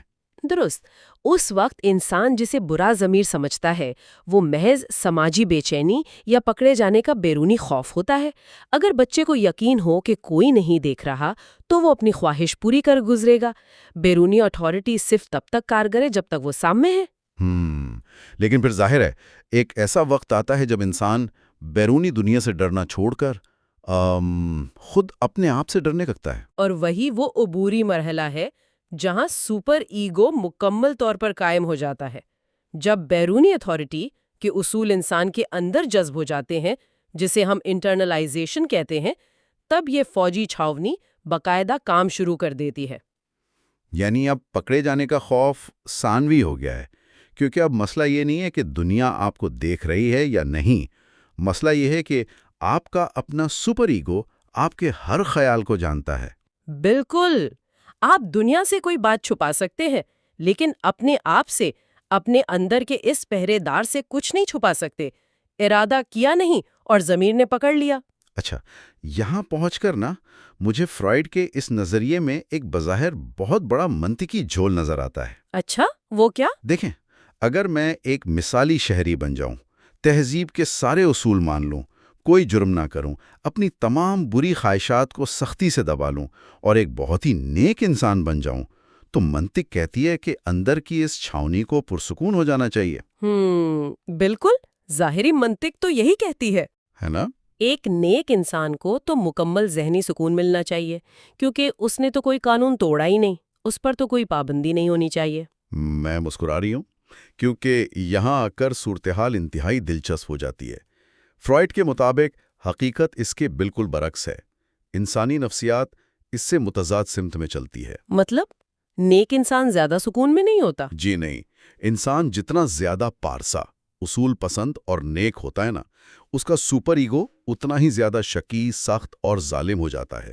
یہ تو بڑی حیران کن بات ہے۔ بالکل، اسی لیے آپ دیکھیں تاریخ میں جن لوگوں نے خود کو نیکی اور پرہیزگاری کی انتہا تک پہنچایا، جیسے غاروں میں رہنے والے درویش، وہی خود کو دنیا کا سب سے بڑا گناہگار سمجھتے تھے اور شدید ترین احساس جرم میں مبتلا رہتے تھے۔ یہ بات واقعی ناقابل فہم ہے۔ یہ تو بالکل ایسا ہوا کہ میں نے اپنے کریڈٹ کارڈ کا سارا قرض وقت پر ادا کر دیا، کبھی ڈیفالٹ نہیں کیا، لیکن بینک نے مجھ پر پھر بھی بھاری جرمانہ عائد کر دیا۔ اور وہ جرمانہ کس بات پر؟ صرف اس لیے کیونکہ میں نے ایک مہنگی گاڑی خریدنے کا سوچا تھا، حالانکہ میں نے وہ خریدی نہیں، قانون نہیں توڑا، محض خیال آیا تھا۔ ذہن نیکی کرنے پر سزا کیوں دے رہا ہے؟ کریڈٹ کارڈ کی یہ تمثیل اس ذہنی عمل کو بالکل ٹھیک بیان کر رہی ہے۔ ہمیں واپس اس اصول کی طرف جانا ہوگا کہ توانائی غائب نہیں ہوتی۔ جب آپ کسی بری خواہش کو قربان کرتے ہیں تاکہ آپ نیک رہ سکیں تو وہ توانائی سیدھی جا کر سپر ایگو کی خوراک بن جاتی ہے۔ یعنی میری ہر نیکی، میری ہر قربانی دراصل میرے ضمیر کو مزید ظالم بننے کے وسائل دے رہی ہے۔ جی ہاں، ہم جتنی زیادہ قربانیاں دیتے ہیں، ہم دراصل اپنے اندر بیٹھے اس پہرے دار کو اتنے ہی زیادہ ہتھیار فراہم کر رہے ہوتے ہیں۔ آپ جتنے نیک ہوں گے، ضمیر اتنا ہی طاقتور ہو کر آپ کے وجود کو کچلے گا۔ اور میرے خیال میں سپر ایگو کے نزدیک ارادہ اور عمل دونوں برابر ہوتے ہوں گے، کیونکہ وہ تو ذہن کے اندر بیٹھا ہے۔ بالکل ٹھیک کہا آپ نے۔ وہ جانتا ہے کہ آپ کے لاشعور میں کیا خواہش پیدا ہوئی تھی، آپ نے عمل نہیں کیا، لیکن وہ آپ کو اس دبے ہوئے ارادے پر بھی اتنی ہی سخت سزا دے گا جتنی وہ عمل کرنے پر دیتا۔ تو اسی لیے وہ نیک انسان جو اپنی خواہشات کو مسلسل دبا رہا ہے، اس کا ضمیر ایک قہر بن کر اس پر ٹوٹ پڑتا ہے۔ اچھا، اور جب ہم اس انفرادی نفسیات کو دیکھتے ہیں تو ایک اور سماجی رویہ سمجھ میں آتا ہے۔ کون سا رویہ؟ جب انسان پر کوئی بیرونی آفت آتی ہے، کوئی بیماری یا کوئی مالی نقصان، تو عموماً انسان اسے محض ایک حادثہ تسلیم کرنے کے بجائے خود احتسابی شروع کر دیتا ہے۔ وہ سوچتا ہے کہ ضرور میں نے کوئی گناہ کیا ہوگا جس کی یہ سزا مل رہی ہے۔ یہ سپر ایگو کی ایک اور خوفناک شکل ہے۔ جب بیرونی دنیا سے انسان کی ایگو کو تکلیف پہنچتی ہے تو اندر کا پہرے دار اس موقع کا فائدہ اٹھاتا ہے، تو وہ انسان کو مزید دباتا ہے۔ بالکل، وہ یقین دلاتا ہے کہ یہ مصیبت دراصل قسمت کی خرابی نہیں بلکہ کسی اعلیٰ طاقت یا خدا کی ناراضگی ہے۔ انسان کا ضمیر اسے مجبور کرتا ہے کہ وہ اپنے ماضی کو کھنگالے، ان گناہوں کو ڈھونڈے جو اس نے کیے بھی نہیں۔ یعنی بیرونی مصیبت اندرونی احساس جرم کو کئی گنا بڑھا دیتی ہے۔ اچھا، اگر اس پورے میکانزم کو انفرادی سطح سے اٹھا کر مجموعی طور پر انسانی معاشرے پر لاگو کیا جائے تو یہ تصور انتہائی پریشان کن ہو جاتا ہے۔ جی، اور فرائیڈ نے اسی کو بنیاد بنایا ہے۔ ظاہر ہے اگر ہر انسان کے اندر یہ جنگ جاری ہے کہ ایک طرف اس کی فطری جبلیاتیں ہیں اور دوسری طرف اس کا ظالم ضمیر، تو اس کا مطلب ہے کہ پوری انسانی تہذیب ایک بارود کے ڈھیر پر کھڑی ہے، اور اسے جوڑے رکھنے کے لیے بے پناہ دباؤ کی ضرورت ہے۔ فرائیڈ اس نتیجے پر پہنچنے کے بعد ہی اپنی اس تحقیق کا نچوڑ پیش کرتا ہے۔ وہ کہتا ہے کہ تہذیب کی ترقی کا سب سے بنیادی مسئلہ یہ سینس آف گلٹ یعنی احساس جرم ہے۔ تو انسانوں کو ایک ہجوم سے معاشرے میں بدلنے کے لیے پھر کون سی قوت کام کرتی ہے؟ اس کے لیے ایروس یعنی محبت، کشش اور بقا کی جبلت کام کرتی ہے۔ لیکن صرف محبت انسانوں کو ایک ساتھ نہیں رکھ سکتی، کیونکہ انسان کے اندر ایک اتنی ہی طاقتور ڈیتھ ڈرائیو یا تخریبی جبلت بھی موجود ہے۔ اور اس تخریبی جبلت کو قابو میں رکھنے کے لیے تہذیب کو پورے معاشرے میں اجتماعی طور پر یہ احساس جرم پیدا کرنا پڑتا ہے۔ گویا تہذیب نے ہمارے وجود کو برقرار رکھنے کا جو طریقہ ڈھونڈا ہے وہ یہ ہے کہ وہ ہمیں اندر سے مستقل بیمار رکھے۔ جی، بیمار اور احساس جرم کا شکار۔ ہم جتنا زیادہ تہذیب یافتہ ہونا چاہتے ہیں، ہمیں اتنا ہی زیادہ اپنی فطرت سے لڑنا پڑتا ہے اور اتنی ہی خوشی قربان کرنی پڑتی ہے۔ مطلب تہذیب کی ترقی کی قیمت ہم اپنی خوشی، اپنے ذہنی سکون سے ادا کرتے ہیں۔ بالکل، اور سب سے خطرناک بات یہ ہے کہ یہ احساس جرم اکثر اوقات شعور میں واضح طور پر محسوس بھی نہیں ہوتا۔ یہ لاشعور میں چھپا رہتا ہے اور ایک نامعلوم بے چینی یا ڈسکنٹینٹ کی شکل میں ہر وقت ہمارے ساتھ چلتا ہے۔ اچھا، اس تناظر میں اگر آج کے جدید دور کو دیکھا جائے نا تو بہت سی چیزیں واضح ہونے لگتی ہیں۔ آج ہمارے پاس بے پناہ مادی سہولیات ہیں، ٹیکنالوجی نے زندگی کو آرام دہ بنا دیا ہے، طب کی ترقی نے عمریں لمبی کر دی ہیں۔ لیکن اس کے باوجود ہر طرف ایک شدید قسم کی ذہنی بے چینی اور انزائٹی پھیلی ہوئی ہے۔ بالکل، اور ہم عموماً اسے زندگی کی تیز رفتاری یا اسکرین ٹائم کا نتیجہ سمجھتے ہیں، لیکن فرائیڈ کے نظریے کی روشنی میں تو یہ بے چینی کوئی عارضی خامی نہیں ہے، بلکہ یہ ہماری اس شاندار ترقی کا براہ راست نتیجہ ہے۔ یہ ایک ناگزیر حقیقت ہے۔ یہ بے چینی وہ ٹیکس ہے جو انسان ایک پرامن معاشرے میں رہنے کے لیے ادا کرتا ہے، اور یہیں سے فرائیڈ اس پوری بحث کو انفرادی نفسیات سے نکال کر نوع انسانی کے مستقبل کی طرف لے جاتا ہے۔ تو اگر تہذیب کی بنیاد محبت کی قوت اور موت یا تباہی کی جبلت کے درمیان ایک نہ ختم ہونے والی کشمکش پر رکھی گئی ہے تو اس کا انجام کیا ہوگا؟ فرائیڈ نے کتاب کے اختتام پر جو مستقبل کی پیشنگوئی کی ہے وہ تو ایک طرح سے دہشت زدہ کر دینے والی ہے۔ اتنی خطرے سے جوڑ دیتا ہے۔ وہ اپنے دور کے حالات کا بغور مشاہدہ کرنے کے بعد لکھتا ہے کہ انسانوں نے فطرت کی طاقتوں اور ٹیکنالوجی پر اس حد تک قابو پا لیا ہے کہ اب اگر وہ چاہیں تو بآسانی ایک دوسرے کو روئے زمین سے مکمل طور پر مٹا سکتے ہیں۔ اور اس کا ماننا ہے کہ یہی وہ ادراک ہے جو جدید انسان کی تمام تر بے چینی اور عدم تحفظ کی اصل وجہ ہے۔ جی ہاں، ہم شعوری یا لاشعوری طور پر یہ جانتے ہیں کہ ہمارے اندر تباہی کی شدید خواہش موجود ہے، اور اب اس خواہش کو پایہ تکمیل تک پہنچانے کے اوزار بھی ہمارے ہاتھ میں آ چکے ہیں۔ اس پیشین گوئی کی ٹائمنگ حیران کن ہے۔ سامعین ذرا سوچئے، فرائیڈ نے یہ اس وقت لکھا جب ایٹمی ہتھیاروں کا وجود نہیں تھا، جب بین البراعظمی میزائل اور جدید بائیو ویپنز کا تصور بھی عام نہیں تھا۔ بالکل، اس نے سپر پاورز کی وہ کشمکش نہیں دیکھی جو سرد جنگ یا آج کے دور میں موجود ہے۔ تو اس نے ہتھیاروں کو دیکھ کر نہیں، بلکہ انسانی فطرت کی گہرائیوں میں چھپی تباہی کی اس خواہش کو دیکھ کر پہچان لیا تھا کہ جب یہ دبا ہوا لاوا پھٹے گا اور اس کے ہاتھ میں ٹیکنالوجی ہوگی تو تباہی کتنی مطلق ہوگی۔ ٹیکنالوجی نے محض ان اوزاروں کی شدت میں اضافہ کیا ہے، لیکن بنیادی نفسیاتی کشمکش تو وہی ہے نا۔ انسان کا اندرونی ضمیر اس کی تباہ کن جبلتوں کو کب تک اور کس حد تک دبا سکتا ہے؟ یہ تو ایک بہت ہی سنگین سوال ہے۔ اور فرائیڈ اپنا تجزیہ اسی عظیم اور خوفناک سوال پر ختم کرتا ہے کہ کیا انسانیت کے اندر موجود ایروس یعنی محبت اور بقا کی جبلت اتنی طاقتور ہے کہ وہ اس موت اور مکمل تباہی کی جبلت کے سامنے کھڑی ہو سکے؟ یعنی یہ زندگی اور موت کی ان دو ابدی قوتوں کی جنگ ہے جس کا فیصلہ ابھی ہونا باقی ہے، اور آج کی عالمی صورتحال کو دیکھتے ہوئے واقعی ایسا محسوس ہوتا ہے کہ یہ جنگ اپنے فیصلہ کن موڑ کی طرف تیزی سے بڑھ رہی ہے۔ جی بالکل، یہ ایک مسلسل کشمکش ہے جس سے ہم گزر رہے ہیں۔ تو اگر ہم اس پوری سیریز کے اس علمی اور نفسیاتی سفر کا خلاصہ کریں تو ہم نے آغاز کیا تھا اوشینک فیلنگ کے تصور سے، اس کائنات کے ساتھ جڑنے کے احساس سے جس نے مذہب کی نفسیاتی بنیادیں رکھیں۔ اور پھر ہم نے دیکھا کہ انسان ہر قیمت پر خوشی تلاش کرتا ہے، مگر تلخ حقیقت اسے ناکام بنا دیتی ہے۔ بالکل، ہم نے اس تصادم کو سمجھا جو فرد کی آزادی اور معاشرے کے قانون کے درمیان ہمیشہ موجود رہتا ہے۔ پھر ہم نے یہ جانا کہ کیسے ہمارا اپنا ہی ذہن ہماری جارحیت کو استعمال کر کے ایک ظالم سپر ایگو تخلیق کرتا ہے جو ہمیں کبھی سکون کا سانس نہیں لینے دیتا۔ اور بالآخر ہم نے یہ حقیقت تسلیم کی کہ یہ نام نہاد تہذیب دراصل احساس جرم کی بنیاد پر کھڑی ہے، اور ہمارا مستقبل اسی بات پر منحصر ہے کہ ہم اپنی تباہ کن جبلتوں کو کتنا کنٹرول کر سکتے ہیں۔ اس تمام گفتگو کے بعد سامعین، ذہن میں ایک نہایت گہرا اور بظاہر متضاد خیال پیدا ہوتا ہے۔ ہم نے شروع میں ایکس رے مشین کی تمثیل استعمال کی کہ انسانی ذہن کو کسی سیدھی سادی مشین کی طرح نہیں سمجھا جا سکتا۔ ذہن ایک پیچیدہ میدان جنگ ہے نا۔ بالکل۔ تو آج ہم جسے اینگزائٹی، ڈپریشن اور احساس جرم کہتے ہیں، جس سے بچنے کے لیے، جسے ختم کرنے کے لیے ہم ہر طرح کی دوائیں اور تھراپیز استعمال کر رہے ہیں، کیا یہ ممکن ہے کہ یہ ذہنی کرب کوئی بیماری نہ ہو؟ یہ ایک بہت ہی چونکا دینے والا زاویہ ہے نا؟